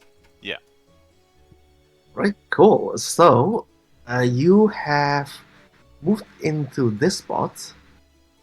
And do you want to move ahead or do you want to stay there? Let's not get smushed. It's still Monk's turn. Yeah. Yep. So, let's see. So after moving into that zone, would that count as my major action or minor? You can use your minor action. Alright.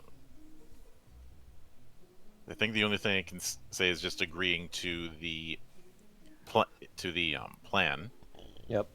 So As you're passing by, Arma does go, if you get to your console before me, just wait until I hack the first one, and then you immediately use the key card. Since we don't have a second key card, my objective is a little harder than just using a key card. all right. So since I only have a minor action, I think I can only move one zone. Yeah, you can use your major action to move again.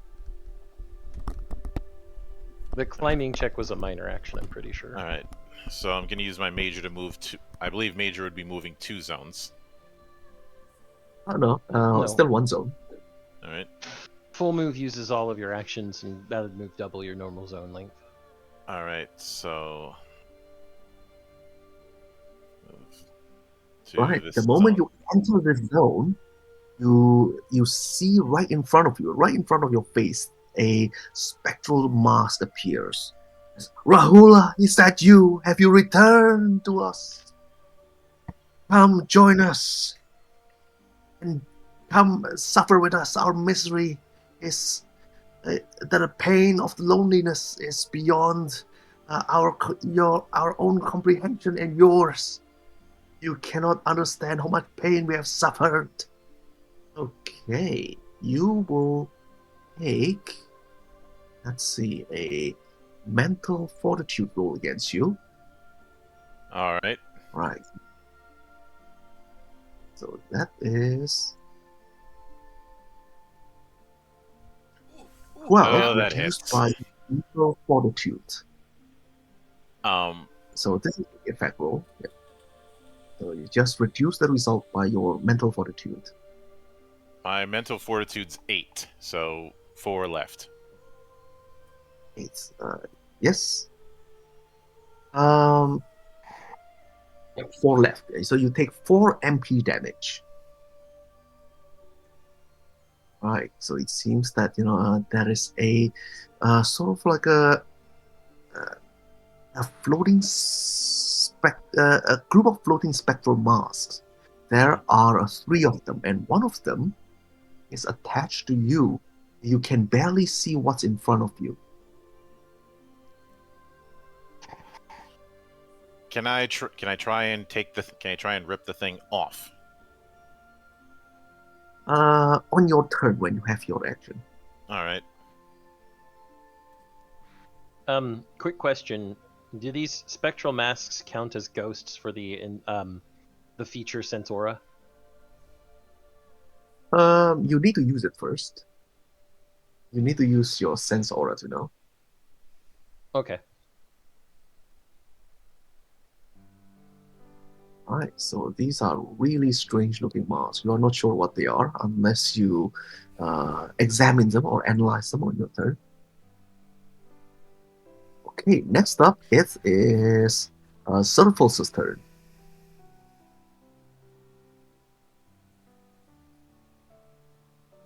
All right. Well, obviously, the first thing I'm going to do is cross over the bridge. I'm going to stay back because I know I'm not going to be able to handle those masks.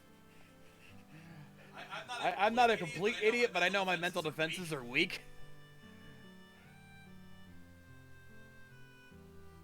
Still get out of the epicenter of the landslide, though. Yeah, so I'm going to move up here, but that's as far as I'm going.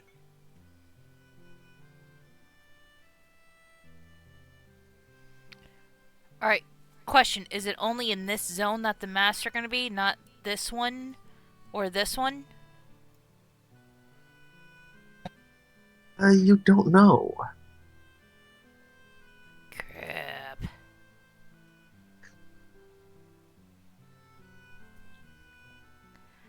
Earth. Right.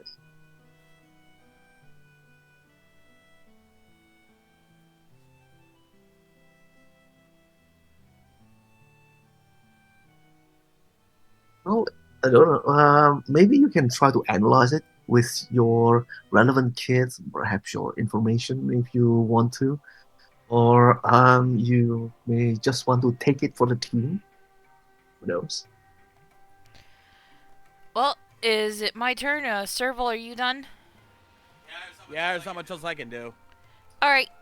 I'm just gonna grab the dwarf and haul her up the ladder.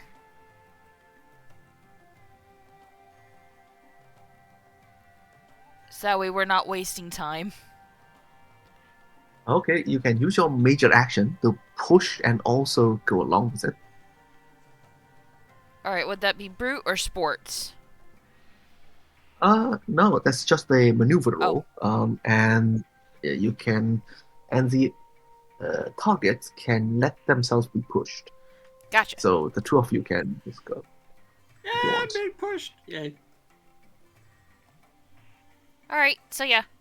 That's gonna be my 2d6 plus 2 then for my mastery, right? Well, if it's willing, no, I don't you think don't you have need a to. roll. Oh. Fair Yeah. enough. Alright. Alright, come on, little bit. Molly hauls her up and onto her shoulders and practically runs up the ladder.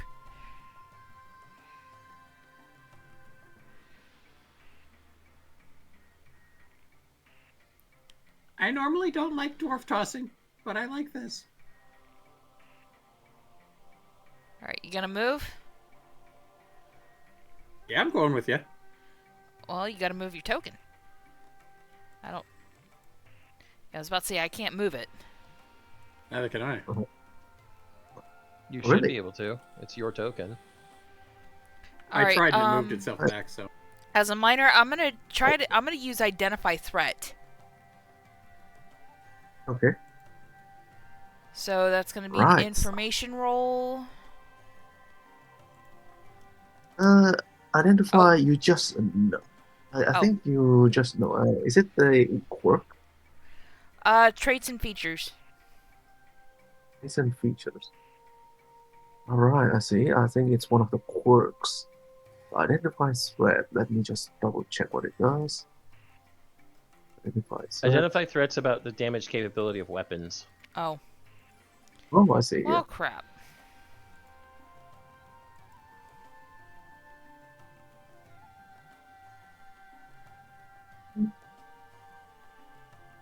It's up to you. Do you want to continue forward and just take the damage, or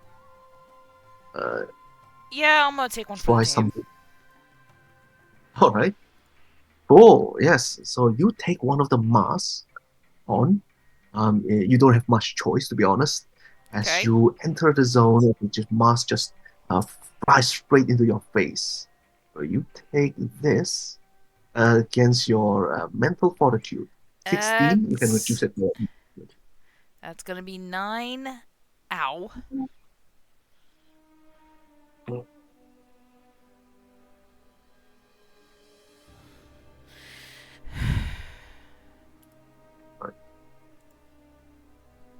Okay, and it is stuck in front of your face. Okay.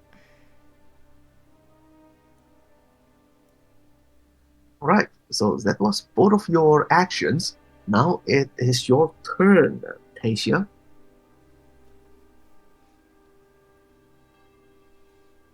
Neff.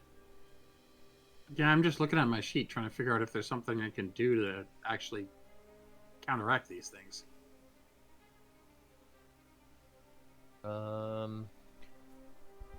Uno momento, por favor.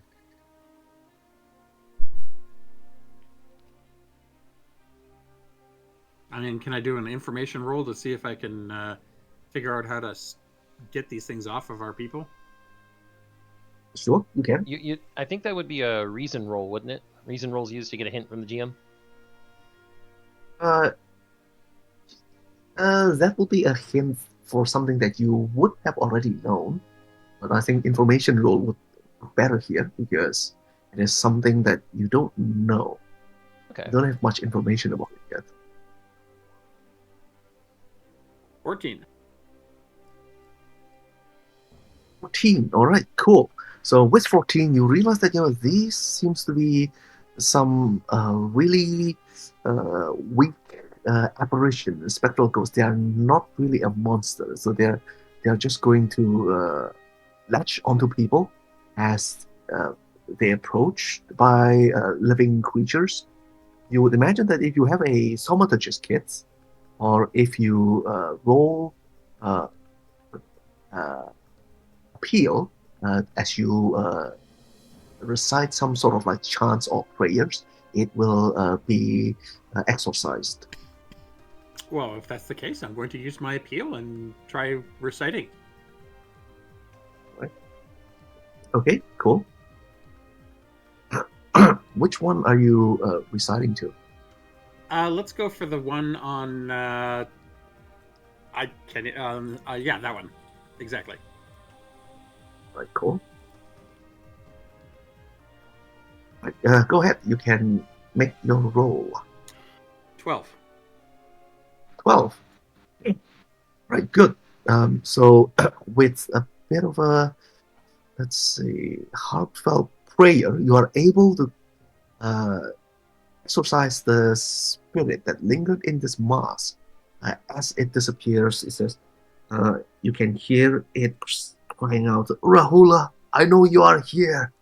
It's time to join us. Return. Our time is over. Don't linger on this world anymore. And it is gone.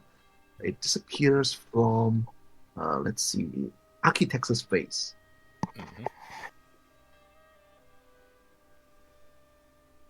Thank you, thank you kindly for getting that thing off of me. Well, now we know what to do, at least.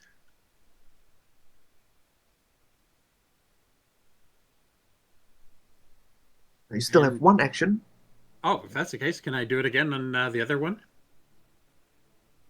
All right, which one? The one on the other. Yeah, exactly. The one on the other face. All right, cool.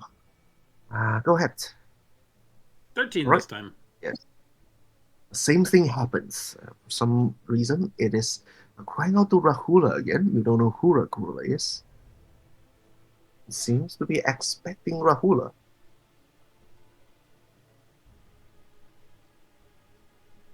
Right, there you go. It's gone. Right, so that's both of your actions. We are back to the top. It Mhm. is. Let's see. Arma. Almost turn. Yep. Okay, for minor action, Sense Aura, how many of these masks are left? Sense aura. Since sense aura only works with living beings, you don't really sense any of these apparitions around. Living creatures and ghosts. Oh, living gen ghost. All right, yeah, okay, cool. Yes. You realize that this is the only one left. Okay. For my next action, Thaumaturgis kit to exercise. Okay, go ahead. 11. 11. All right. Good job. It is exorcised, so it is gone. You have Good job. cleared the path before you, but your time is ticking. You are Okay. at round 2. Yep. And I would hope everybody's been keeping track of spirit tokens. We should all, anyone who, like, I'm at 2 now since it's the start of round 2. I'm like, I don't have any actions left, so I don't think I can move. Because I used a minor for Sensora and then downgraded a major to a minor for the toolkit use. So the only thing is, Arma will say, "We need to hurry. I'll get to the top, the left panel as quick as possible. You get to the right panel as quick as possible, Architect. We need to do this now. Mhm. Not much time remains." Okay, it's Architect's turn now. Yep. So when it comes to moving between zones, is diagonal movement an option, or is it only D-pad movement? Pretty much D-pad movements. All right, So there is no diagonal movement. in that case, I'm going to be using my full round to move here. Right, cool. Right, no worries. And next up, it is your turn, Servo. Where do you want to be? Do you want to be closer to the hatch? Yeah, I think that's gonna be the safest bet. Is I'm gonna just move up over here. No need for as long as one of us is by the hatch when that thing unlocks, we can open it quickly and get out of there. Right. Cool. Next up, it is your turn, Emily. I'm gonna hold action, but I am going to. No, I'm gonna hold All right, cool. because I'm already right here. So All right, no worries. Hold means you delay. How long do you want to delay it? start of the next round. All right, cool. I'll put you all the way up. Next, it is your turn, Tasia.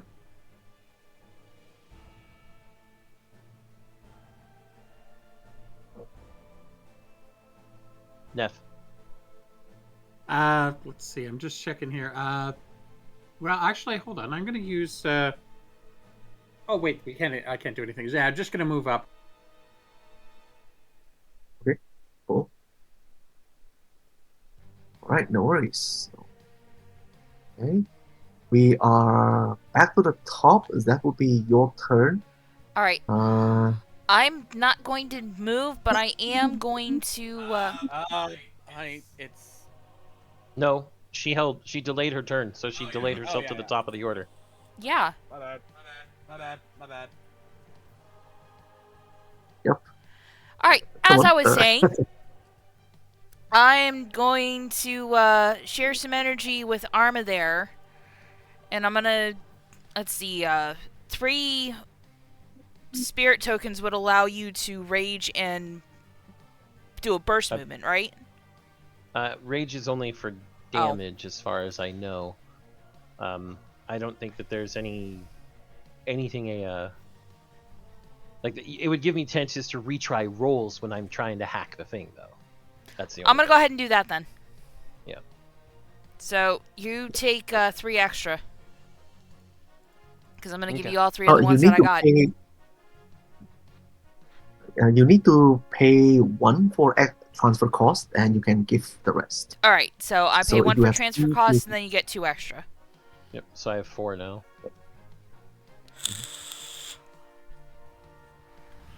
All right, nice. All right, So that's this it. is the third. This is the third round, and it is your turn now. Let's see. Arma. Okay. So what I read is I can split actions between movements if I really want to. I also trying to see if there's anything I can do.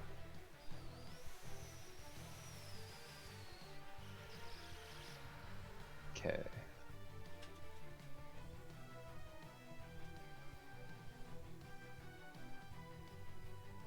Let me read up on this. Yeah. Looks like spirit tokens aren't entirely the most useful thing for movement. Okay, I'm going to move 2 zones using my minor action. And then I'm going to move into this zone. But I don't have that's half of a movement, and I don't have a major action to use at that point because I had to use my major action for more movement. I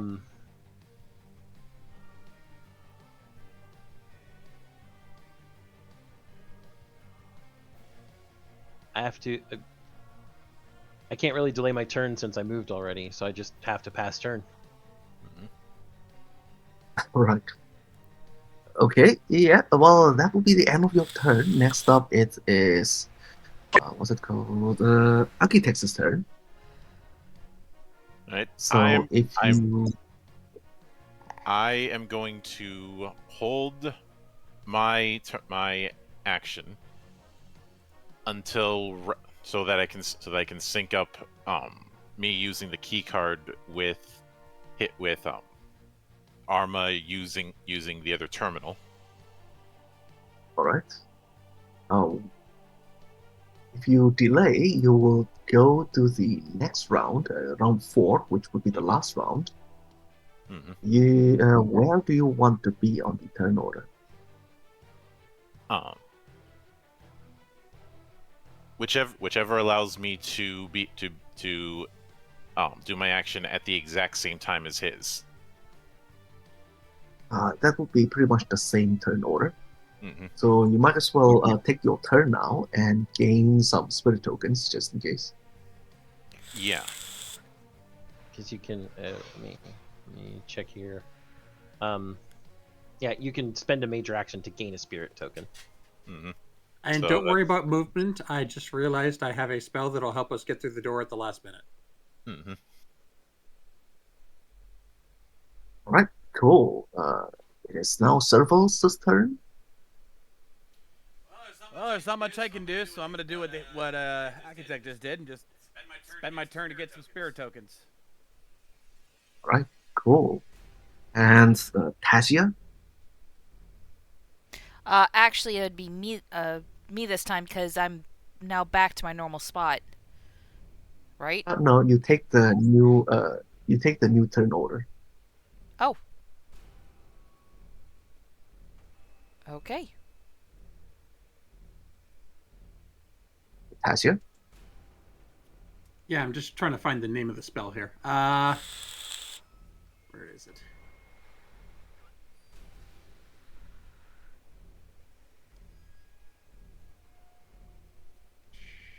Tailwind. Going to cast Tailwind as my minor, and which will double our movement. So that for 5 minutes. So as soon as we're ready, the doors open. We could all boogie it through.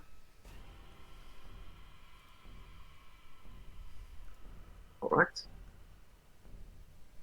Okay, we are at the last round now, round 4. If you are unable to get inside the hatch, the epic trap will hurt everyone. The thing is, at least you know that you can delay your turn with, let's see, Emily. Maybe if you want, you can delay the turn until the rest of the people who are trying to hack the machine. That's what I'm stun thinking. the turn. So yeah, I'm Right. gonna hold. And I'm gonna go back Right. to where I was in the turn order. All right, cool. This is the last round. You kind of need to succeed here. Okay, it is your turn, Arma. Okay, so, Looks Arma quite complicated. I mean, it's Arma is going to use their infiltration kit to hack You need the terminal. 12. Oh, right. Good job. Okay, go now, Architect! He screams out. And immediately I use the key card on the other terminal. All right. Good job. Both of you have activated the machine at the same time, and boom, the hatch opens. So you can all jump in. I would say that it's only a matter of time until everybody has taken their turn and just jump into the hatch. Yep. I still had a minor action left to go. I could have jumped in easy. So everybody jump in the hole. Especially considering you had double speed with your movement now. Yeah, 4 zones at once. That's my maximum movement. I think your max range is also doubled, so you should be able to run really fast. Yeah, the robot turned semi-invisible for a second before he jumped down the hole because he was moving faster than your eyes could see. Right. As everyone jumps into the hole, you can just hear outside the landslide is not that sort of wet landslide type of thing that you often hear. It is very gravely. There are lots of boulders and lots of really hard rocks that come tumbling down. Damage would be 2d6 plus 10 multiplied by 3. So let's see, bam. That would be 63 damage if you did not jump in. Yeah, we'd all be Yeah, dead. we of would all course, be dead. Quite Right. literally, But rocks fall, everyone dies. Yeah, that would have been all of the HP and all of the resolve for every character besides the samurai, I think. No. I'd still have like 7 points of resolve left. right. But at least there would be some damage reduction. So for every zone away from the epicenter, that's reduced by 5. So two. You only have 58 total between your Oh. max HP and your resolve, so you would I die. did the math wrong. 63 is bigger than 58. Whereas All right. the samurai has a 65 combined between HP and resolve. Mhm. Okay, so inside the hatch, you see somebody. That person is a Floralian. She's looking quite surprised the moment you enter, and you can see that she was just digging, looking quite mesmerized by the mask that she's digging up. You need to stop now. There's something wrong. Who is it? We're a set of Cloudbreakers hired by your employer, the researcher from above. Mr. Magdalene? Yes. Oh, right. So you're Magdalene. Oh, thank goodness. I thought I would be in here forever. She made Well, me you don't have dig to worry all anymore. We're this. getting you out of here. All right. Well, uh, I would be happy to leave, but I don't think it would be a good idea. That thing, she will return, and she's just going to get me again. The fiend, you mean? Yes. Whatever my employer is paying you, I'm willing to pay extra if you would deal with her, exorcise her, or whatever. Where is she? We didn't. All we saw when we came through were those grudge-filled masks. Yes, I don't know. She doesn't seem to want to look at the mask herself for some reason. She just wants me to dig. Um, I'm gonna try and. Does she have any magic cast on her? It seems that there isn't any magic cast on her, but around the general area there is some sort of weird magical vibe. I advise her to get away from the from that area. Let's step away from there. Okay, At the very least. right. Okay. She steps away, and she just says, "I'm willing to pay you a bit extra to handle her. Consider it a side mission, if you will." she's a Well, threat not a- to everyone and everything. She's been turning people into fiends.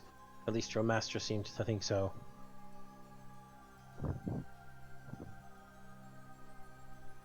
So taking care of her is something we have to do. Hmm. I think we all knew that this was coming. The minute we saw those masks, yeah, it was inevitable. But hey, more heads to smash. I ain't complaining. Right. I see. That would be great. I can hide somewhere if you want. Once she comes in here, if you can find a way to deal with her, that would be great. I don't know what she is.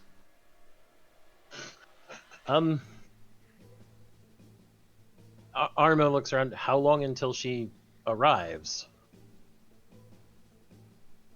I would imagine another 10 minutes or so. I heard her voice. She was screaming out. She's telling me to have all the mask so that she can come in and just take it. All right, stay out of sight. We'll take care of this. Yep. Arma looks at the rest of them. Well, one last thing before the assistant hides. Where will she come from? Which side?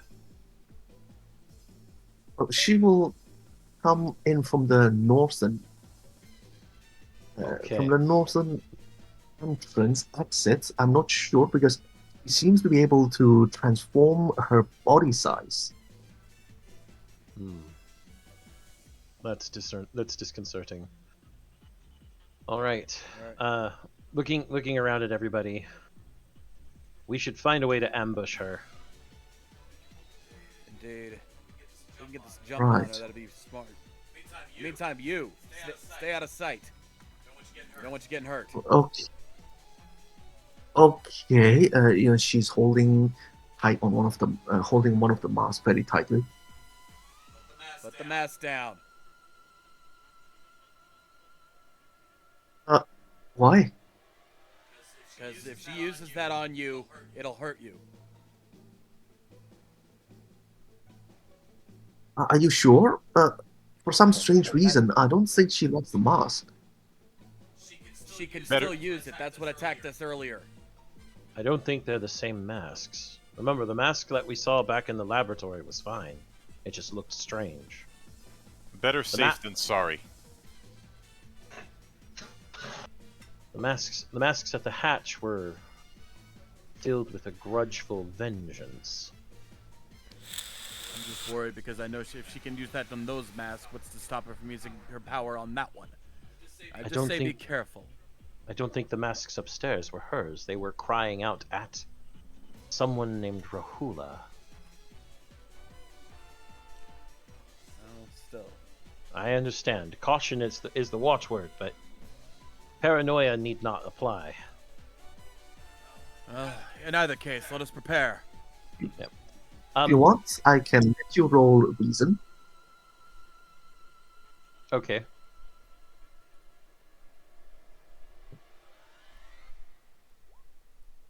I rolled a 9 on reason. 9, all right. Cool. Right. It 8. seems that 8. All right. Okay. Pretty good. Those are good numbers. So, if you start to connect the information you had earlier, inside the research room, the monitors are broken, and he had stored all the information of the mask on his server. I would imagine that and also she wants Minta to pretty much pack all the mask inside the box as she comes in. It seems that she's trying very hard to avoid the mask itself. Yeah, Arma and Architect collaborate about this information. Let's say we put the masks on the walls near the northern entrance, in full display.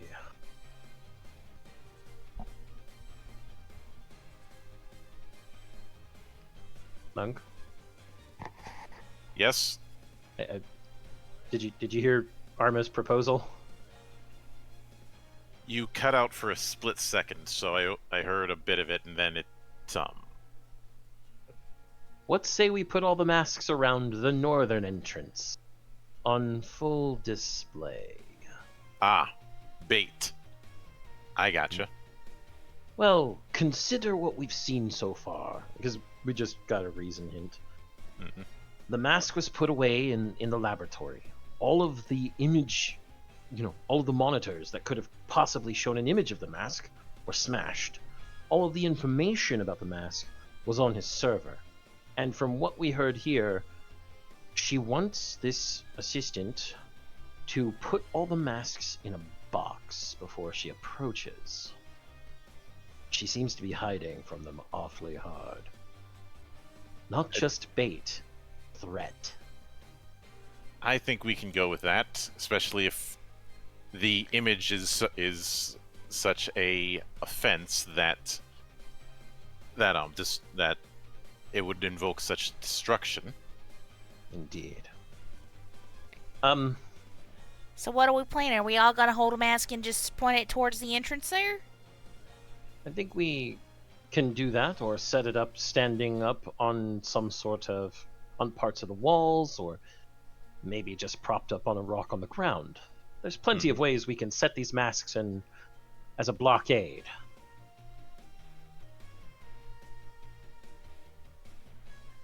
And what if we were to wear some of them to make her afraid of us? That could work, but I am edging towards caution about those grudgeful, vengeful ghosts in the masks from prior. Us putting on the Fair. masks may invoke the grudge entirely, and we only be dooming ourselves. Fair point. My head still hurts.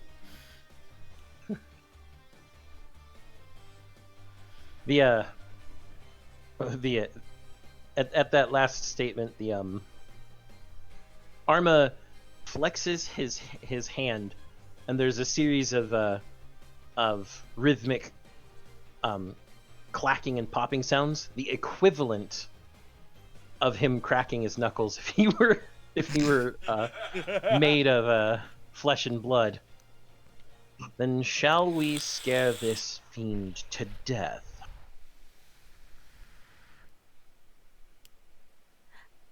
Right? There seems So- to be 3 well-excavated masks down here, and Minta can give you. Where do you want to place them? You should be able to move the mask. Well, Okay. probably So, in the line right here. Well, she's going to be coming from up Oh. here. I know. That's what I was trying to show. Okay. But where's You're trying to show Here a it line. is. Yeah. They're like right there in a line. So that way they're right there at the entrance and it pens her in. Yep. My line tool, for some reason, is drawing in a color that isn't my color. That's weird. And I need to erase it somehow too. Select.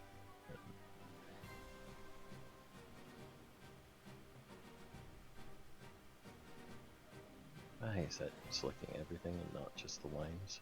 There we go. Like that. So, I suggest we move the masks somewhere around here. They're fairly large.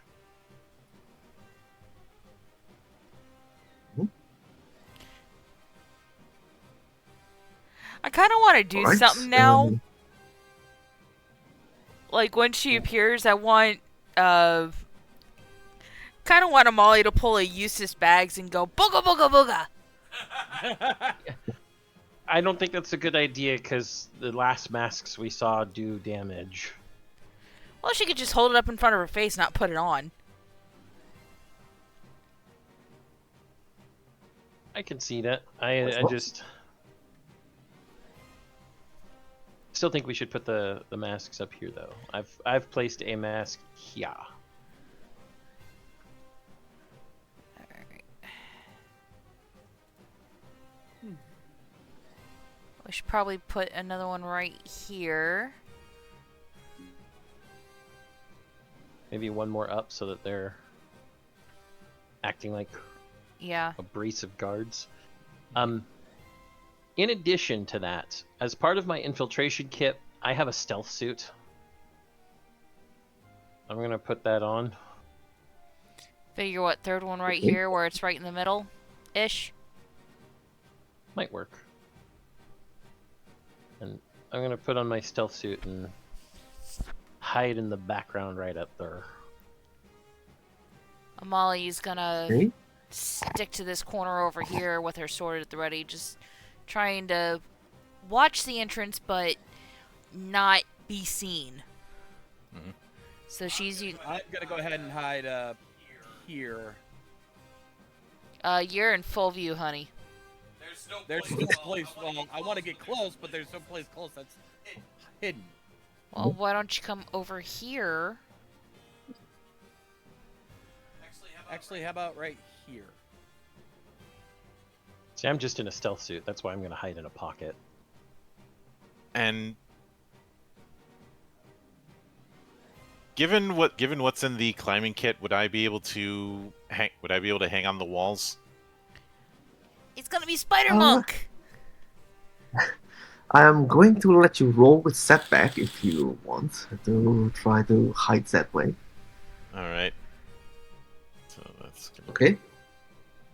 All right. So everyone can roll thievery to hide. He got 2 11s.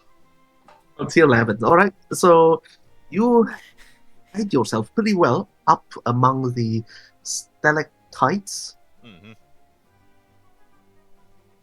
Right. And okay, how about the rest of you? How are you doing? I'm hiding Sure. around the corner there, where I'm showing We're all my. hiding behind different formations to make sure we're not going to be seen. And I'm wearing a stealth suit as well. Okay. Of course Cool. I am. All right. No worries. Those of you who has the infiltration kit can roll infiltration kit. Those without it can roll thievery. Okay, 2d6 plus 5, 13. 14. Nice, nice. 9. 12. Okay, all of you rolled really well.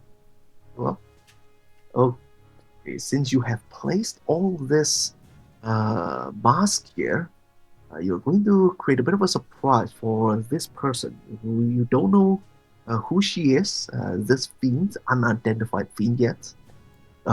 Minta says, "Oh, I think I hear somebody coming." From outside, you hear a very sharp and alluring voice. Minta, my friend, my new confidant. Is everything okay in there? Can I come in? Should I say back yes? towards Mentix identifying spot, and I just quietly nod. Right, says, yes, I have packed all the masks inside the box you told me to. Please come in. Right, and she hides at the back here. Okay, you see this strangely elaborately dressed woman coming in, but the moment she enters, she sees all this mask in front of her, and you can see that all her face started to get twisted as she's looking angry, sad, confused, and frenzied at the same time. You can see her body started to expand a bit. She's looking quite strange. And it's time to enter a combat situation. You can see that she's looking quite frenzied. And she is surprised by you all because she didn't expect you to jump out. Wait, jump so out? I'm going to. I assume We that you're haven't going to jumped jump out out. yet. Or- No, we're not. all right. No, we're okay. not- Cool. we're- So you didn't jump out. No booga booga yet. No. No, yet. All right. Cool. She can see her attacking the mask. She started to hit one of the mask with her attack. So let me just pull up her attack.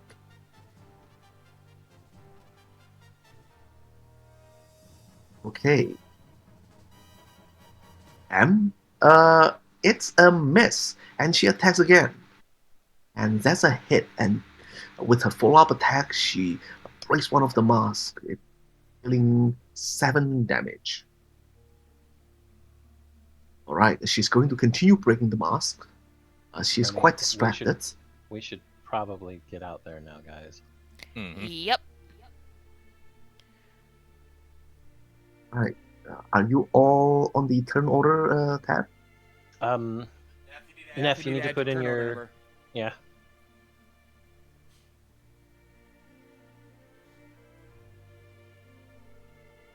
Okay, so right, so we are starting the combat situation. So let me just place it here.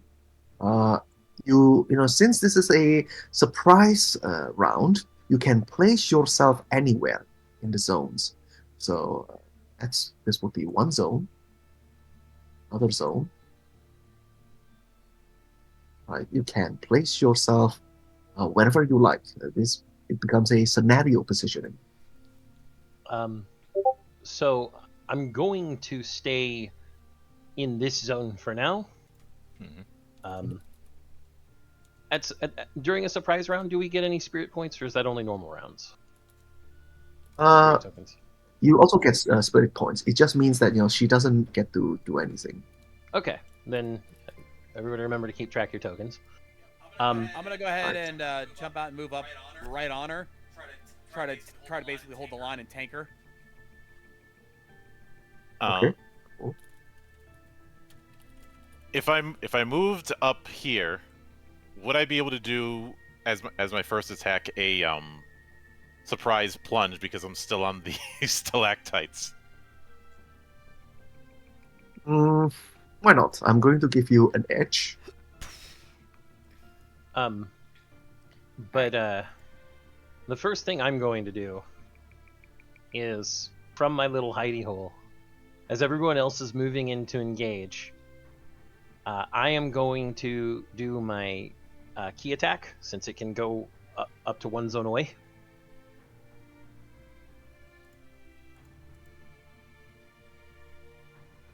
This is your turn now, Arma.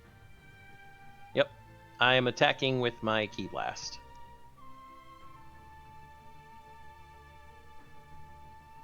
That's a hit, no excess. Okay. And What? I'm not going to do my martial arts combo. I'm actually going to do my thaumaturge kit as part of analysis to see if I can find out what type of fiend she is. Because if I'm reading the thaumaturge kit, cosmic analysis, or no, tome of supernatural subjects related to fiends, undead, apparitions, and more. Right. Okay. Yes, you can roll. Okay. A 10. It's good. So you realize that this fiend is not a normal fiend. It's a Rakshasa. It's a temptress Rakshasa. Not just that, it seems to be a powerful one. A boss rank temptress Rakshasa. It means that she gets to move twice in a round. After this surprise turn, where she can't do anything, she would be able to move at her turn order 1. Okay. Well, I'm pulling up. She also has 3 wild tokens. Okay. So, as a free action before I end my turn, it's a temptress Rakshasa. We need to be careful. She's very powerful, so she's going to be a lot faster than us.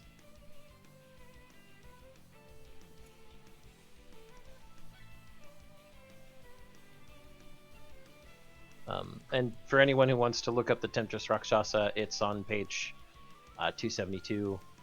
It's also in the also screenshotted in the one-shot discussion. Yep. So remember, everybody, this is going to be a thing.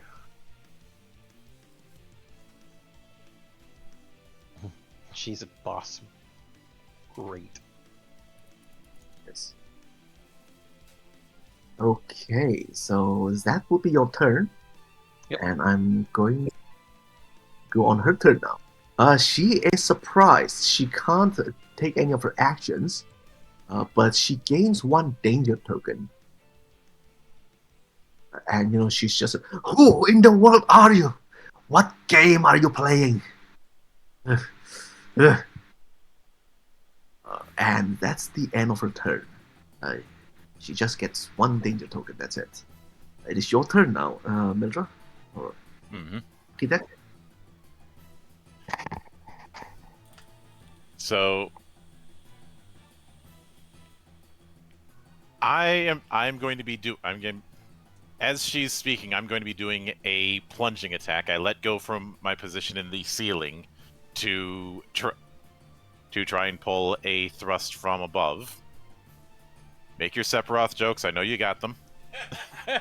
Or your Dark Souls jokes, because nothing is more powerful than the plunging attack.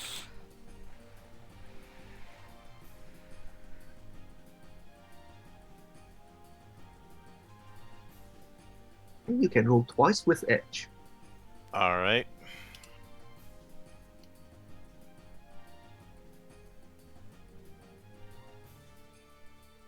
Okay, 12. Well, I know what I'm taking. Yeah. Okay, you get 12, and that's a good roll. You would have done 3 excess damage plus your weapon, 6. Yep, Alright, so you've dealt it 9. Yep, 9 damage total. Oh, what? What? A- What and, fell me? I have 3 spirit tokens that I've accumulated since that. Oh, it's resets at every for every situation. All right, never mind. Yeah, spirit So I don't- tokens only accrue during critical situations, and once the situation is over, they're lost. All right, never mind. So I've had that reset. You should have 1. Mm-hmm. Oh. So, I think since I don't plan on doing any sort of rodeo after literally stabbing her in the back, I am going to jump off and get back to normal ground. Yep. Okay.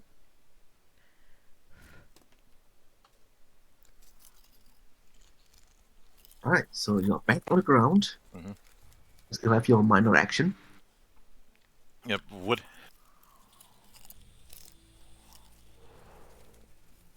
And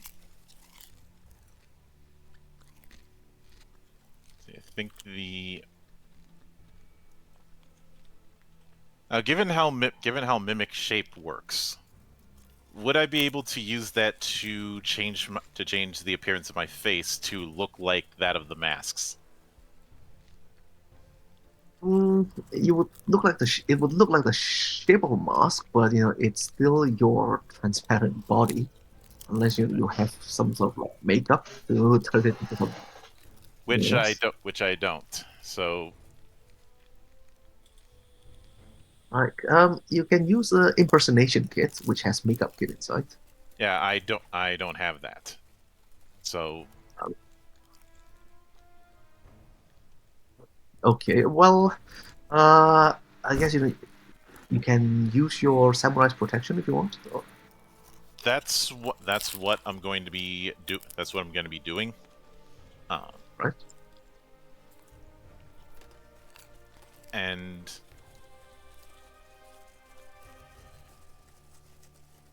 I'd say I'm going to be granting it to our troll friend.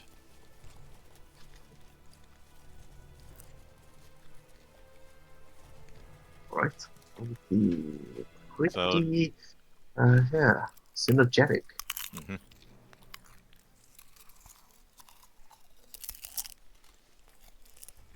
Hey, what'd you give me? It's on use. Samurai's protection. You have +1 to your defense. And +1 Nice. to combat rolls. Yep. Oh, nice. All right. And now it is your turn, Serval. You have the samurai's protection. All right. Well, if I got +1 to combat rolls, it means I got a +3 now because of my javelin. So I'm gonna make sure I get her attention with that. Gonna give her a nice good jab with a stick. Mhm. 12. Nice. That's a good hit. That is 3 excess. That's And 9 your damage. base damage. 9 damage. Oh, cool. Right. Six base. No worries. Mhm. Right. Do you want to keep your minor action for defensive interpose later, or Yeah, do that's something? usually how it rolls. Okay, no worries. Now it is your turn, Amelie. Mm-hmm. You see my message? Hold on. I suggest holding your turn until right after mine. Noted, and that's exactly what I'm gonna do. Okay, cool. I'm going to place you under Tasha. It's your turn, Tasha. Okay, start with a minor action of flame weapon on the big orc's sword, Nice. followed Right. up by a flame arrow on her, on the boss. Okay, no worries. All right, and what bonus does that grant? The weapon? +2 damage of fire. Okay. And have you made your flame arrow attack? I think that whiffed. Oh, jeez, that's a Ouch. Oh no! All right. Snake eyes. Yeah, snake eyes. That would be a miss, but you know what? It would have. You have to let me make you roll again, but this time on Amelie's character with your flame arrow. Let's just hope. Actually, I do have a arcane reflow feature that allows me to prevent my spells from harming any allies. Oh, okay, that's good. Right. So that's since you remember that feature, I'm gonna say that you are able to redirect it harmlessly. Okay, that's good. At least we didn't hit anybody else. All right. Okay, good job, good job. Next up, it's Amelie's. You have a humongous flaming greatsword. Yes. All right. Hey, Monk. Holy Avenger? Monk should get that joke. God damn it.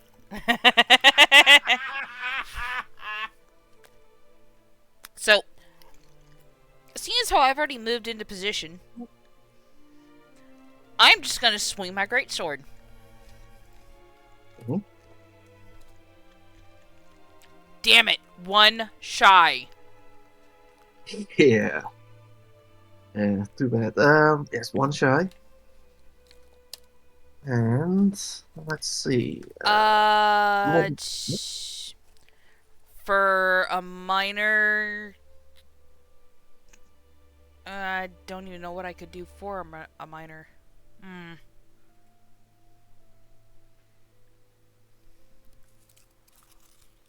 All right, I'm good.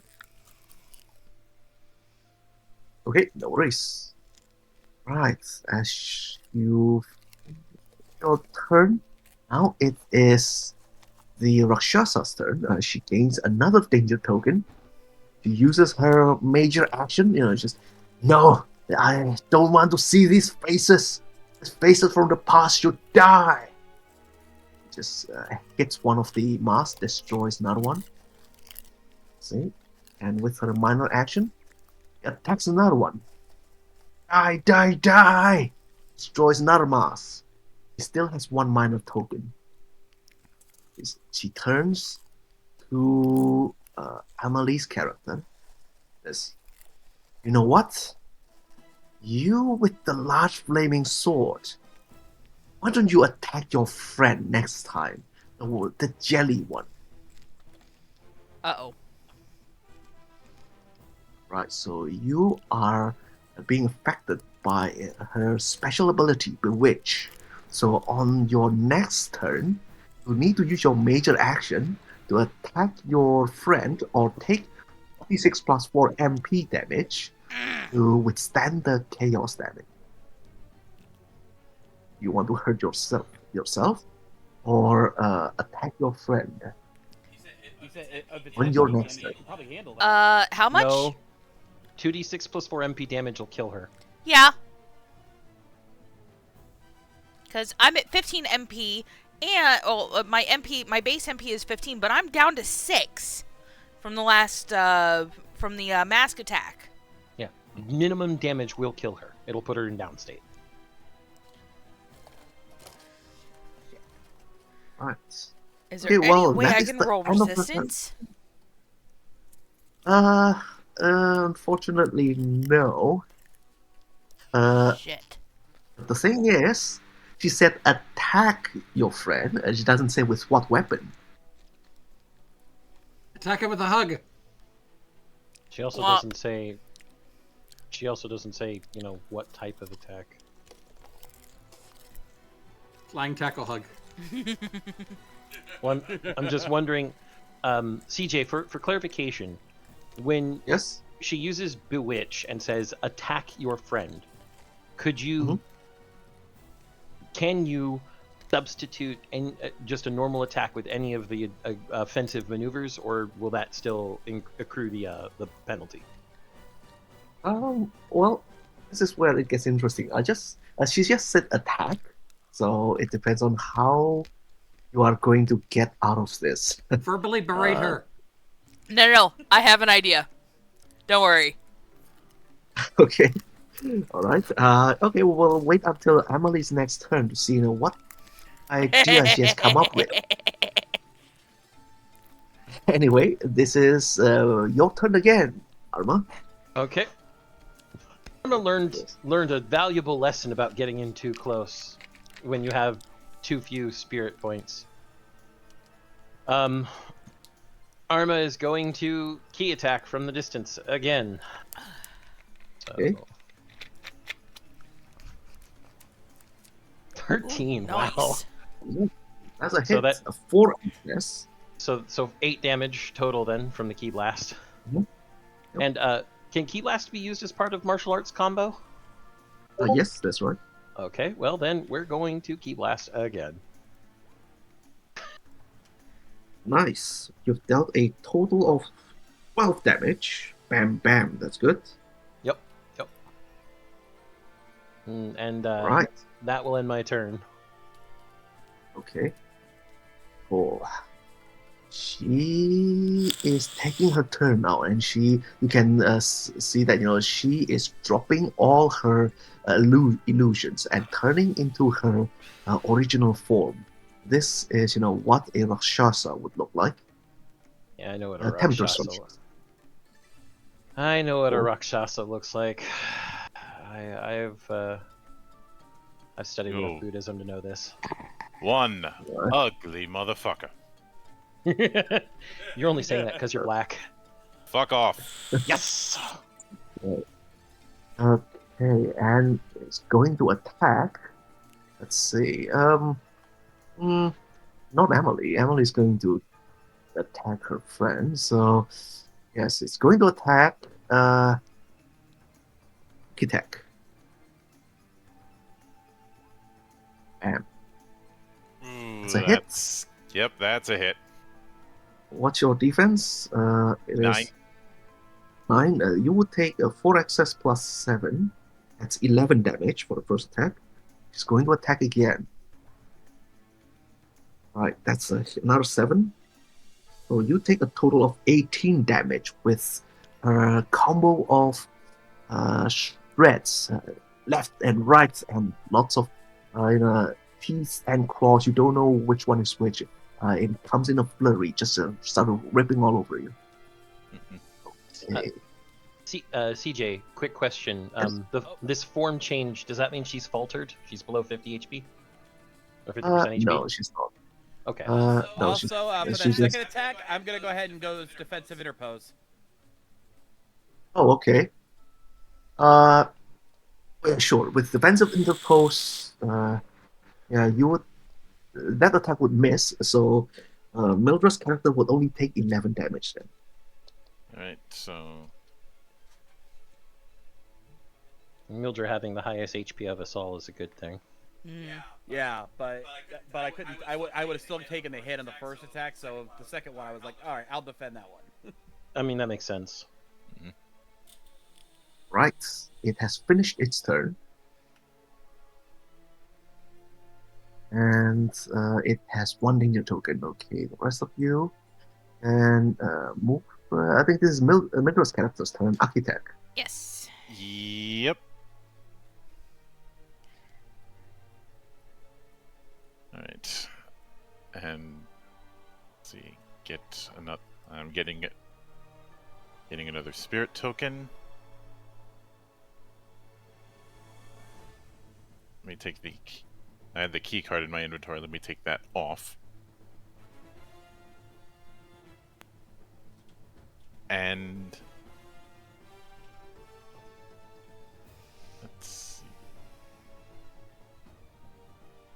I'm going to. I'm gonna try and swing for one of the arms. Hmm? Um.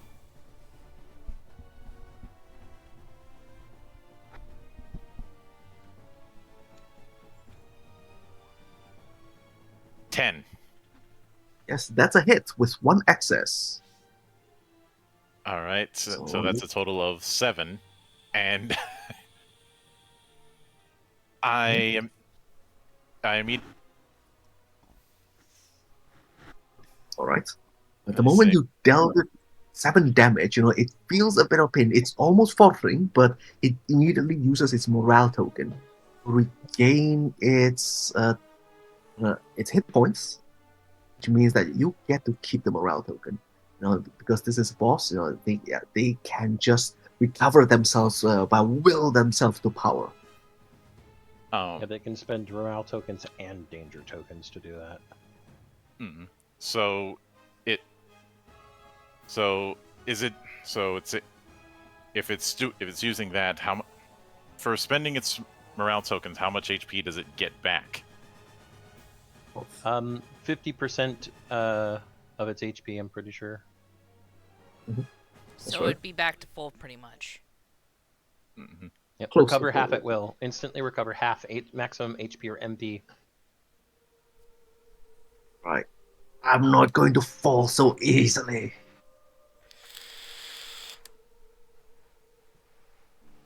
Okay, but the morale token that you have taken away from it is given to you. You gain 1 additional spirit token. Yep. And that does mean I have, that I have a total of 3. Okay.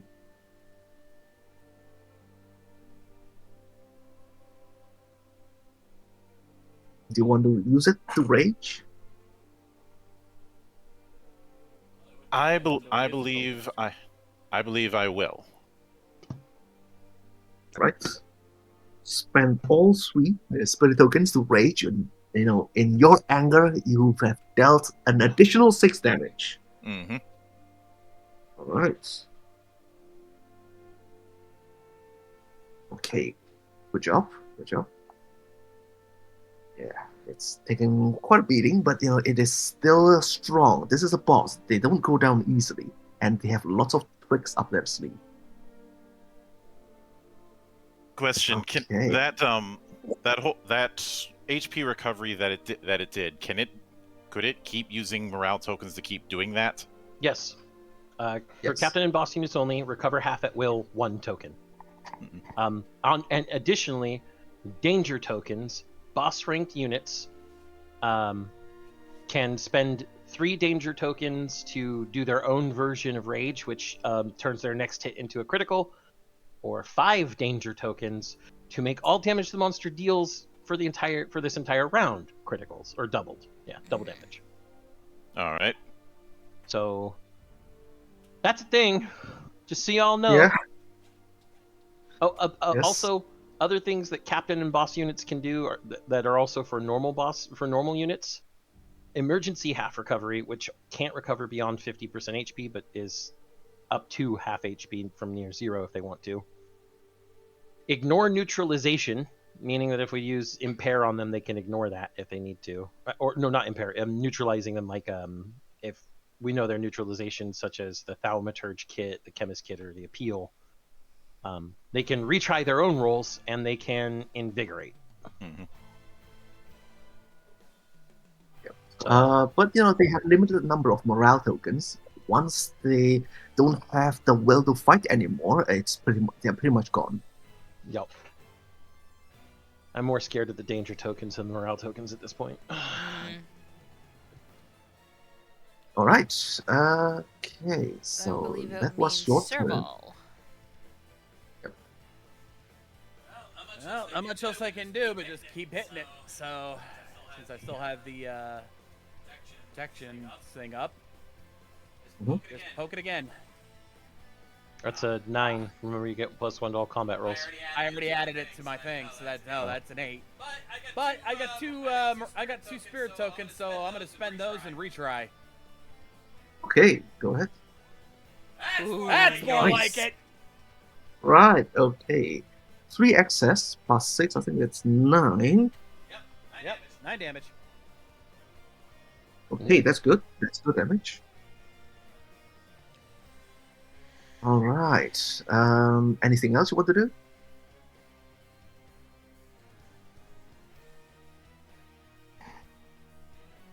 Not much else I can do. Again, I don't have any minor actions on my list that I can take advantage of. All I can do is hold it for defensive interpose. Right. Okay, no worries. Next up, it is your turn, Tasia. Alrighty. I'm going to poke my head around the pillar again and scream out at her, "Suffer with them, Rahula!" And cast another fire arrow. Mhm.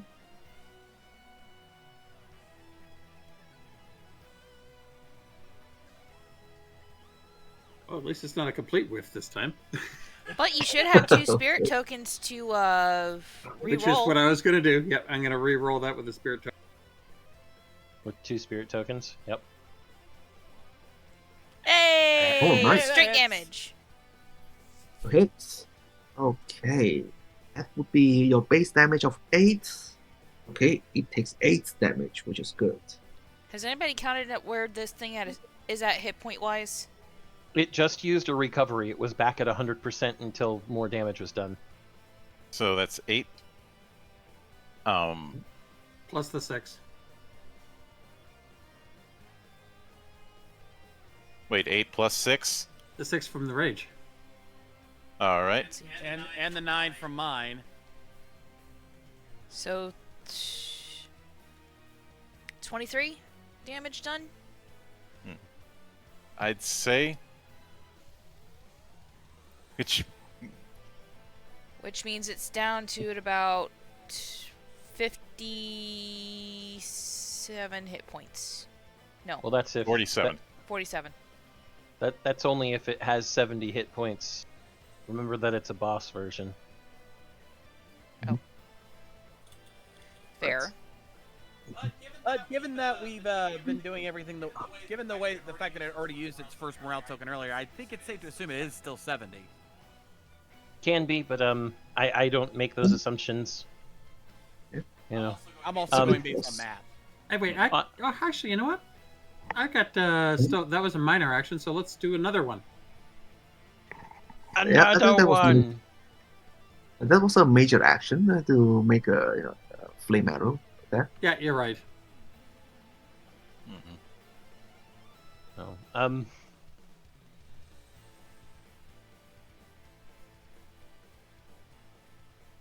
Mm, So I'll just Okay, hold the I minor think- and let it go. all right, cool. Then it is, let's see, Emily's turn.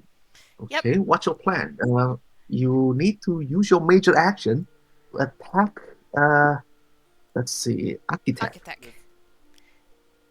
Well, Amelie is going to point the sword towards, or away from the battle for the most part. And she's just going to reach over and just poke Architect in the cheek. Poke attack, poke attack, poke attack. Okay. She's so squishy! Alright. Okay. You have to make an attack with base damage of 1. Alright, so... Yeah. Unarmed attacks, unless you're a martial artist, are 1 blunt. Mhm. Alright, let me look at my sheet here. You don't have a mastery in it, so Oh. it'd just be a straight 2d6 roll against Architect's defense. 4. Perfect. She did what you said. No, this. Anyone else That's- think of Undertale? And to further rub salt in the wound, I'm going to spend both my spirit points to get my major action back. I don't think there is no such ability. Eh? Yeah. Spirit tokens can only be used for 3 things. Oh, reroll? Unless Shit. you've got a trait that allows it, like Spirit Burst. Mm-hmm. Oh, Yeah. shit. You would get it at high level. Something Yeah. interesting. Spirit tokens, Or reroll my attack, what I should say. well, you can't. But that, Okay, that you'd would be just re-rolling do your that. attack at Akitek. Ah, shit. Yeah, I wouldn't do that. Mm-hmm. Nope. I would just keep Christ. your spirit tokens. By the way, you should have 3 now. 2, 3, 2, 2, 2, 2. 3, sir. 2. Alright, I'm gonna hold. Mhm. Or I'm not gonna hold, I'm gonna continue on. Okay. Right. So I think that would be the end of your turn. I think. Yeah. Mhm.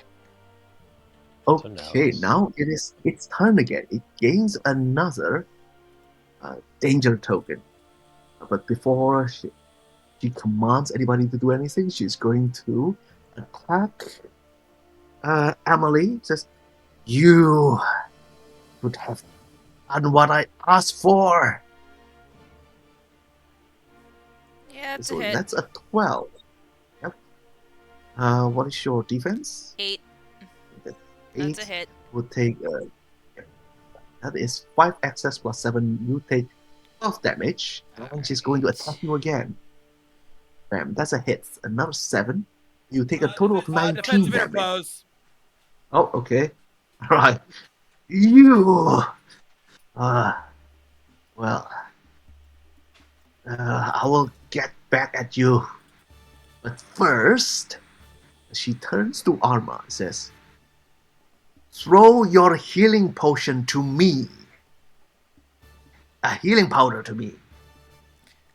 He's still invisible. Can she see him? I've attacked her a few times. At this Oh. point, I'm out of hiding. Fair. So she's telling me to throw healing powder at her. That's right, yes. It'd be terrible if you missed and hit one of your companions. She said at her. She didn't say to her. Tied to a rock. Aim low. I can only, I can't throw over one zone. It'll miss her if I throw from here anyway. You can. It can be thrown one zone away. Can I? Yes, that's right. You can throw it to your friends one zone away, but she wants you to. Throw it at her. That's right. Yes. She said at her though. She didn't say to her. Well, question. Okay. Do we Yeah. do either Akitek or I have our minor actions still to intercept said healing powder? I'm going to let you roll sports to try to do I'll that. roll that. Okay. We don't have to do that. Right. It's his next turn. Well, it's Okay, my this my is- turn. It is his turn. Oh yeah, so. Is throwing an object a major or minor? Minor. Okay, because it's considered part of use item then. I just wanted to make sure of that. Mm-hmm. Okay, so for minor action,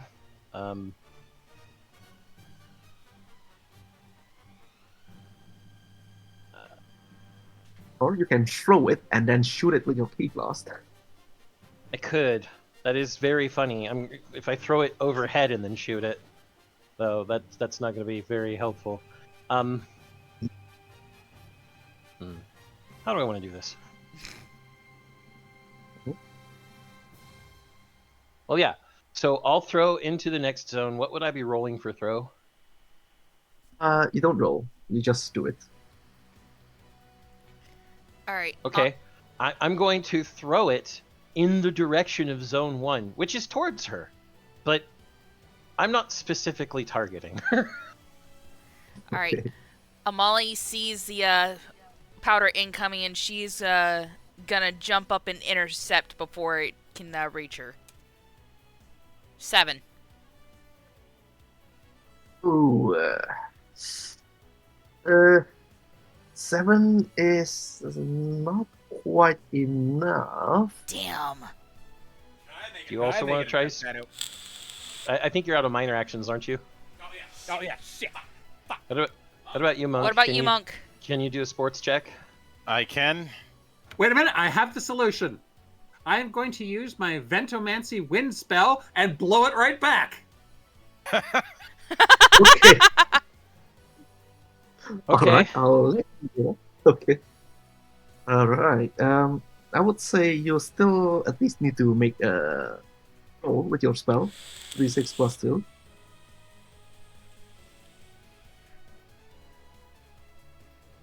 No! Only a 5. Oh, All right, Monk, come Oh, on, make geez. it. Save it. yes. So it falls to me. Yes. Yep. Sports check. Oh Oh, do you want to start using retry? I will, yes. How many spirit tokens is that? no! Two? Two. All right, I'm going to use it. Because I got a +4. 8. Alright, excellent. You got it. Whew. So you between Okay. the And- healing powder. All right. And then for my major action, because I still haven't used it, I'm going to key blast at her. Alright. And I'm going to rage, using all 3 of my spirit tokens for extra damage. Okay, cool. All 3, that's 6 plus 4, that is 10 damage with your 1 key blast. Alright. And you just smack her in the face with a key blast as the rest of you just trying to just pumping at the It's healing powder. bumping off the tips of your fingers. The wind doesn't blow the right way, and then finally, our nice orc friend gets it. Mm-hmm. Right, good job. With that one powerful key blast, bam! You hit her. She's down to her last morale token. She uses it to regain her hit points again. This is her Fuck. standing on her last leg. So you take the morale token as your spirit token, Arma. Yep, She's I getting close. I being added that defeated. in. As a side note, everybody, it's a good thing we've been spending spirit tokens liberally. Because she does have a feature, Deadly Allure. Once on its turn, the Temptress Rakshasa can use its minor action to allure all units it chooses within 3 zones. Allured units take 1 HP and MP damage for each spirit token they possess. Oof. So we've been spending those things like water. It's good. Mm. Yeah, should have used that. Yeah. Shoulda, coulda, woulda. Yeah. Fact. Okay, alright. Anyway, it is her turn again. Now she gains 1 morale token. You mean Sorry, gain 1 danger token. Yeah, misspoke. And going to attack, let's see. Emily, you are quite hittable, so she's going to attack you. Shit. Nom nom nom. Ouch. Okay, that hits. That That's would be 6 plus the damage. 6 plus 7. That is 13. 13 damage. Ow. And she's going to also attack. Let's see, Mildred's character Architect. And Oh, that that would hits. be just 7. No excess. And using her minor action, she's going to use Deadly Allure. Depending on how many spirit tokens you have, you take that much hit points and MP damage. Goose egg. Goose egg. I'm Everybody down just to use 1. them, and Or I'm down the only to one 2. and the only reason I even take 1 damage is because I got that morale token when she cured herself after I hit her in the face. Yeah, I have 1 morale token myself, so. So you take 1 HP, 1 MP. Ow. Not really. No, I'm down to 2 hit points. and 1 mind point. You've got healing Hold on. dust, you know. I know. I haven't had the chance to use it yet. Well, I guess down we'll to do when that next How time. are you down to 1 mind point when you had 6 at the beginning of this encounter? Oh, crap. I Duh. think you. 5. 5. Hurt the nerve. Math's Okay. wrong. Okay, she has finished her turn. Just says, "Well, before I'm out of here, I must take one of you down. I don't care who that is." As a free Okay. action. Making me try to heal you was the last thing you'll ever do. All right. Now it is Architect's turn. He's dead. Yeah. He's down. Oh, he's down. All right. Yeah. No, no, I'm not. You said You you had had goose egg. Oh no, never Oh mind. no, No, never mind. You didn't take any damage. My bad. Goose egg spirit tokens, brah. Yeah. I don't. My bad. I didn't. My I bad. used up. I used up all my spirit when I did that rage. So My with bad. no. I got it. But I got what's Amelie at when it comes to hit points? 2. 2. Would I be able to use my healing powder as a minor action on her? Well, Yes. technically, I've got 2 in my inventory. And 1 from me. Well, no. That's I'm counting that as one of the 2. Oh. In that case, I'll use a minor action to use the healing powder that I have on myself. So that's 2d6 HP, you said? 2d6 plus 8. Oh, plus 8. All right. 16. That's respectable. Okay. Oh, and you are medicated. You can't be healed using any healing powder until you have taken a full rest. All right.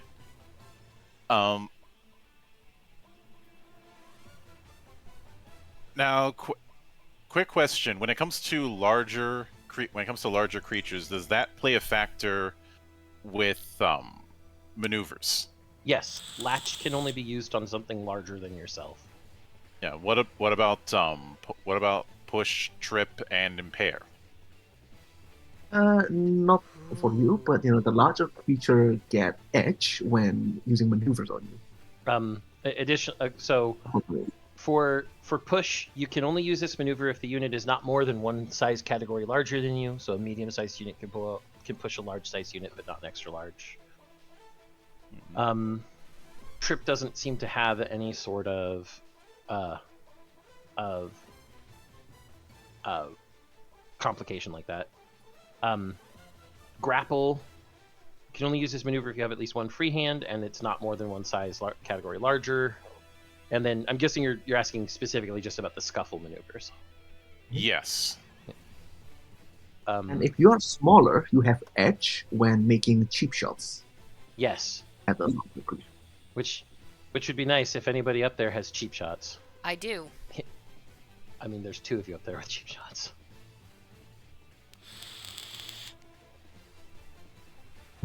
Okay, so what's the plan? All right.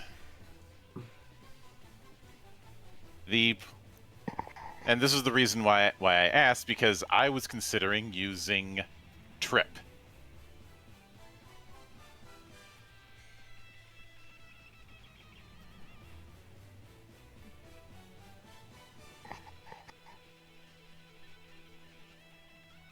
Yes. It's up to you. So would that be just 2d6 plus 2 then? That's right, yes.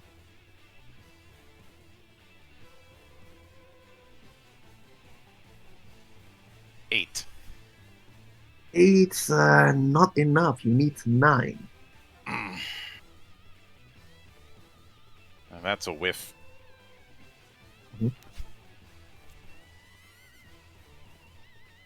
Right, you still have gained 1 spirit token on this turn. Next up, it is Surfle's turn. All right. Well, again, third verse. Same as the first. Time to poke it again. Use a cheap shot too. No, I don't have cheap shot. I thought you did. Yeah. No, No, I only have scuffle. there's two of us here that have cheap shot. Oh. That's what I Which means you could trip. said. And he can do that as a minor, so he can still poke and then use it as a minor. But if he wants to keep his minor for his blocking, Yeah, it's tricky. Do I want to save that? Save it. Because that's probably saved us a few deaths already. So yeah, I'm gonna save it. I'm just gonna poke it. All right. Okay. 13. 13. Nice, nice. That is 4 access. Plus 6, that's 10 damage. 10 damage. Good, good. Okay, and next up it is Tashia's turn. All right, I'm done playing around with this thing. So, as we know, I have the ability to control so that I will not harm my compatriots, which is good because I'm about to use a zone effect spell and fire blast this thing. Okay. you may not actually want to do that. Have you read how Fire Blast works? Yes, but did you read the fact that I can control my spells so that they do not harm my allies? But it's reduced by each target's physical fortitude, and the physical fortitude of the Temptress Rakshasa is 7. It'll take 7 less damage. Just Yes, straight and it's up. doing 8 plus my roll. Yeah, it's doing pretty good roll. Okay.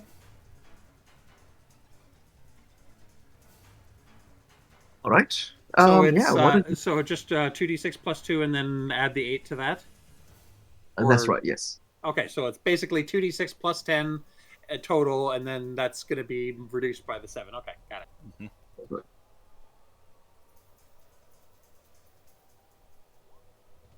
Nice. Oh, 11. nice. All right, 11 damage. It's kind of short damage, which is great. Okay, so it has taken 11 damages. This isn't. You are starting to annoy me. That's the Okay. point. Right. You were doing that already, Rahula! She just roars. Okay, you still have minor action. What do you want to do? I'm going to save it just in case I need it. All right, no worries. It is your turn, Emily. Alright, I'm gonna use my minor to use my healing powder. Hmm? So that's gonna be 2d8 plus 2d6 plus 8, right? Mm-hmm. 2d6 You plus have 8, your burning great stuff. 19. Oh my god. So now you're back at 26. 21 HP. That I'm pretty much right almost back at full. All right, right. That's really good. Good roll. Alright. And next I'm gonna attack it. You're attacking it with your massive flaming greatsword. Fuck. And you missed.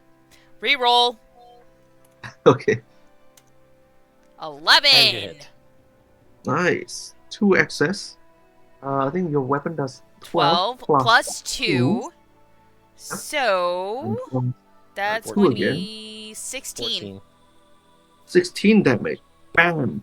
With your one powerful flaming greatsword attack, you have managed to cause this infernal fiend to falter. The Temptress Rakshasa just screams out, and the Who's got a strange thermometer? flowery smell. Who's Yeah, got a turn into thermometerist kit? Me? You still have a minor? No. Neff still has one. But Neff doesn't And have a thaumaturgist kit. I could have swore Neff did. No, he No, has got an arcanist arcanist. kit. Ah, However, Neff does have high allure. You can flatter her to disarm her. mhm. That's in fact neutralization method number 1. Yeah, it is. What? I can charm her? Yes. Yeah. Charm the demon fox. I don't think Why that's not? a fox. Let's try it. It's a Rakshasa. Let's see. So that was the end of Emily's turn. So the Rasha will take her turn now, knowing that she is close to being impelled by your thaumaturgy skill or whatever ability that you want to try. She knows that you have been a thorn on her side for quite a bit, Arma. Is going to risk it all. Going to move to the other zone. Oh shit. Opportunity. Yeah, Three people have opportunity attacks. Those are free. Yep. So 2d6 plus 2? Yep. 9 straight. Oh, Nice! Critical! oh, nice. All right. That's double damage. 5 plus, yeah, that's Boxcars, 11. bitches. 22. All right. And then Okay. mine. Yes. Nice. Oh. Oh yes, that's also a hit. That's 3 plus. All three of us hit on that one. So Mhm. even though Amali didn't get excess damage, that's still 14 damage just from her great sword, plus the 2 from the fire. Yep. Mhm. It's 14 damage, and I think Mildred's character, Architect, have dealt 22 damage with that crit. And you've dealt an additional 8 damage, so that's a total of 44 damage. Oh. She was faltering as she tried to launch to attack Arma, and you all just cut it down as it is trying to move out of your zone. You hit it from the back and have taken its last breaths. And this humongous temptress Rakshasa just takes a few more steps forward and just collapses on top of Arma.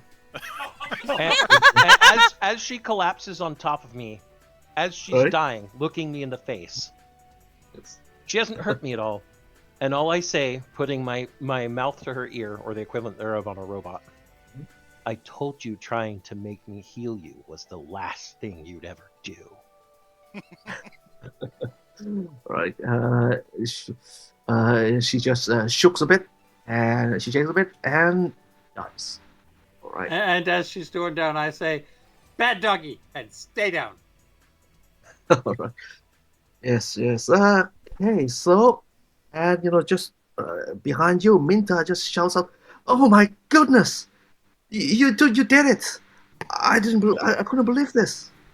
Oh, uh, this is incredible. We have to tell the professor. Come on, we can get out of here. Everything is settled. Thank you, everyone."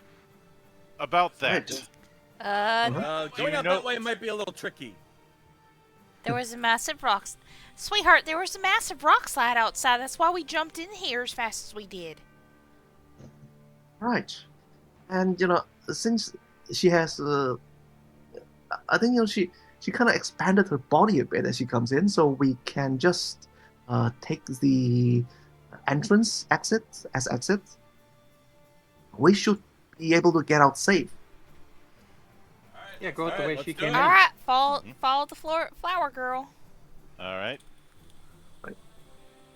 Okay, and you return to the laboratory, and everyone is pretty much congratulating you on your great victory.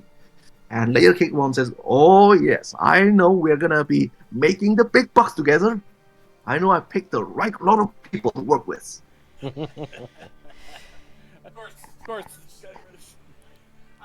I just Ramar's just standing back there, just smiling smugly, like I'm right.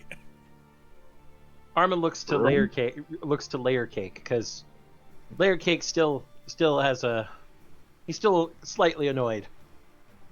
We did all the work here, and we had to fight a fiend of greater proportions than would have been normal for Cloudbreakers at our particular rank. You should be Yes. thankful you didn't come along. Well, that's right, and you should be thankful I'm doing your taxes. Let's level up that grudge just one more time, and you should show me the books sometime. Teach me the All right. ropes. The Okay. thought in the back of Arma's mind at this point is, I have perfect memory. I'm going to learn all of his tricks of taxation and cut out the middleman. Yes. I'm going to appeal to him to give us better taxes. Yes, Oh. yes. All right, all right. Okay, I think you have the materialistic character quirk, which I do, lets you yep. earn additional 10% for everyone. Mhm. We negotiated the term a bit better. And so you would have earned, let's see, 200 plus the site job, an additional 100, 300, and 10%, that's 330 credits each. Very nice. Right. Very You would have leveled. nice. And yes, because you have done the side job, you also gain an additional 10 fond memories point, and everyone is so happy that you have taken out this powerful fiend. They are celebrating a bit, and you are being written up on an article among the forums, and people are actually giving you quite a lot of thumbs up and 5 stars. Mhm. All right, and that was your first mission, quite an eventful one for the Cloudbreaker Alliance. And as a as a bit of a coda, I'd like to note that a certain dwarf was heading back to have her lunch when it's suddenly not there anymore. Again. Right. That's okay. You're sitting in the hot seat. Literally. And prank war continues. All right, so that was the mission for Cloudbreaker Alliance. Mhm. Hope you guys enjoyed it. It's a very fun game. I look forward to the full version so that we can play this. Yeah. This Isn't is the- fun. Isn't the full version out in a few days, as I understand it? Yes, that's right. For the backer first, and then a few days after for everyone. Mm-hmm. Like I said, I'm looking forward to it. Mm-hmm. Right, it will be available for everyone at the 28th.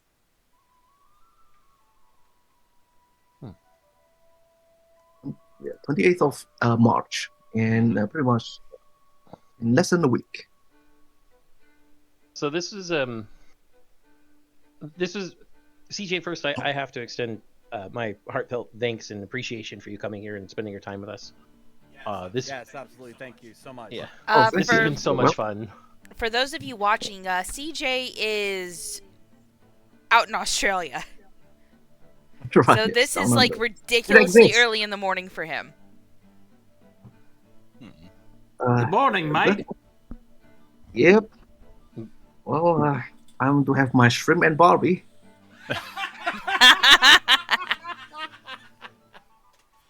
What? You're not gonna have Vegemite on toast? No, too much of that already. Shout out to our buddy Maze, who's also in Australia. So I can hear him groaning already. Yes. yes.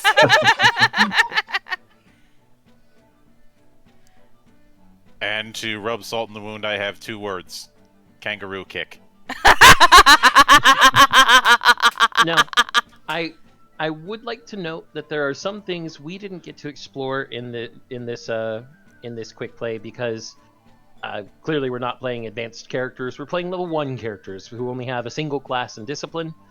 When you get to level 5, you can get a secondary class, and in the book it says that when you get a secondary class, your primary class is where you use turn speed, movement, masteries, and features, and the secondary class you only use the class features.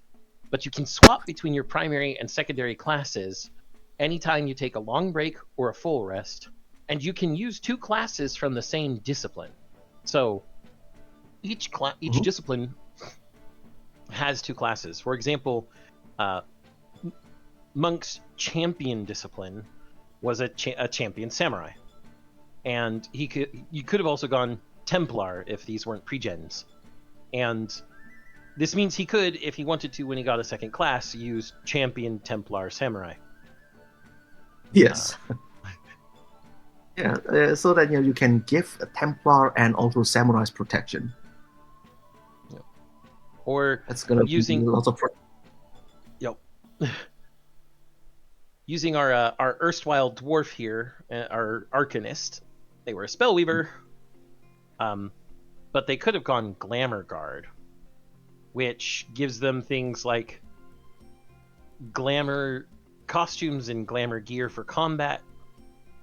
I think I like the ability to not burn up my allies better. Well, just remember, if you take both at the same time, you'll have all of the class features. That's true. But So yeah, besides the ability to spell weave, you can also pretty much turn into a magical girl or boy, whichever you prefer. and beyond that, there are also advanced disciplines, which are there. Would you say that the closest thing there to is like a prestige class? Yes, something like that. They are more powerful than the basic classes, and obviously because it may get a bit complicated. So there are more rules there, so they are. So it is also viable to have two basic classes, but usually you would expect it to go one basic, one advanced, and if you get up to level 13 and above, all the restrictions are taken out because it's assumed that you would be quite an expert to it, so you can use two advanced classes. So some of the limitations, some of the limitations here are just to create a bit of a tutorial sort of experience, so that you learn a bit more about the classes and how it works before opening up all the options. Man, I would love to take my martial artist here, my into martial arcanist, because that just seems like the way you'd naturally go even higher and higher using like glyph hand. I mean, arcane body is also really good. It's just, these are really fun little things. I am looking at all these advanced disciplines, and I'm just like, it's tasty. It's very tasty. I'd love to get to play some of these more advanced things. Can even be a ninja. Yes. Yeah. The assassinate feature is really interesting, really fun.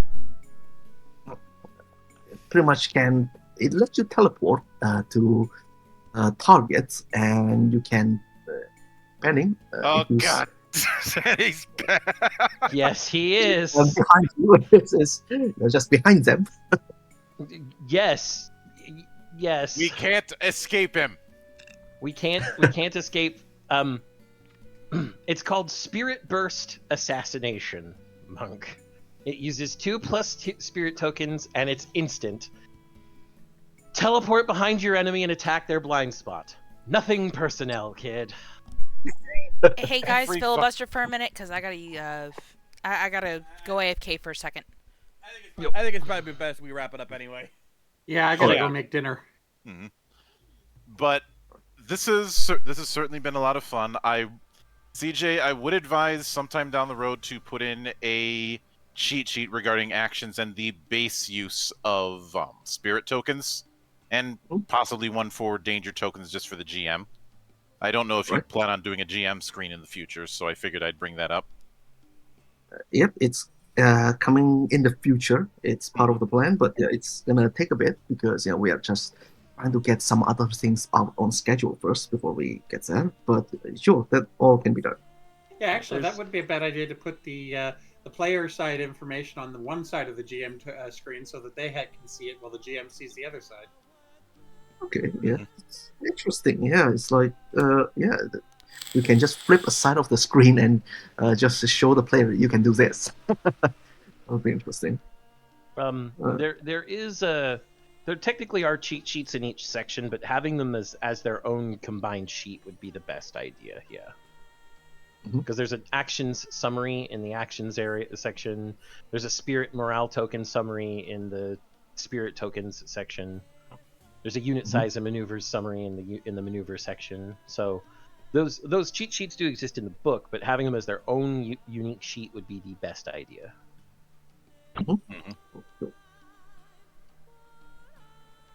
Okay, just- no. Just a suggestion. Of course, everything else I maintain what I said. It's also very nice to have a game like this with these kind of influences that has its foot firmly placed in the ground regarding what kind of fantasy it is. I love this game already. I want the full game. Same.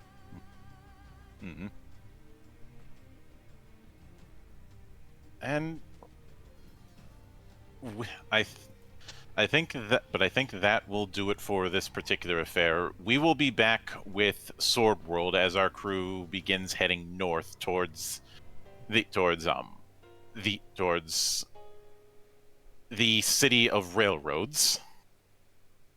And of course, plenty of shenanigans to come on this channel and on this stream in the coming days.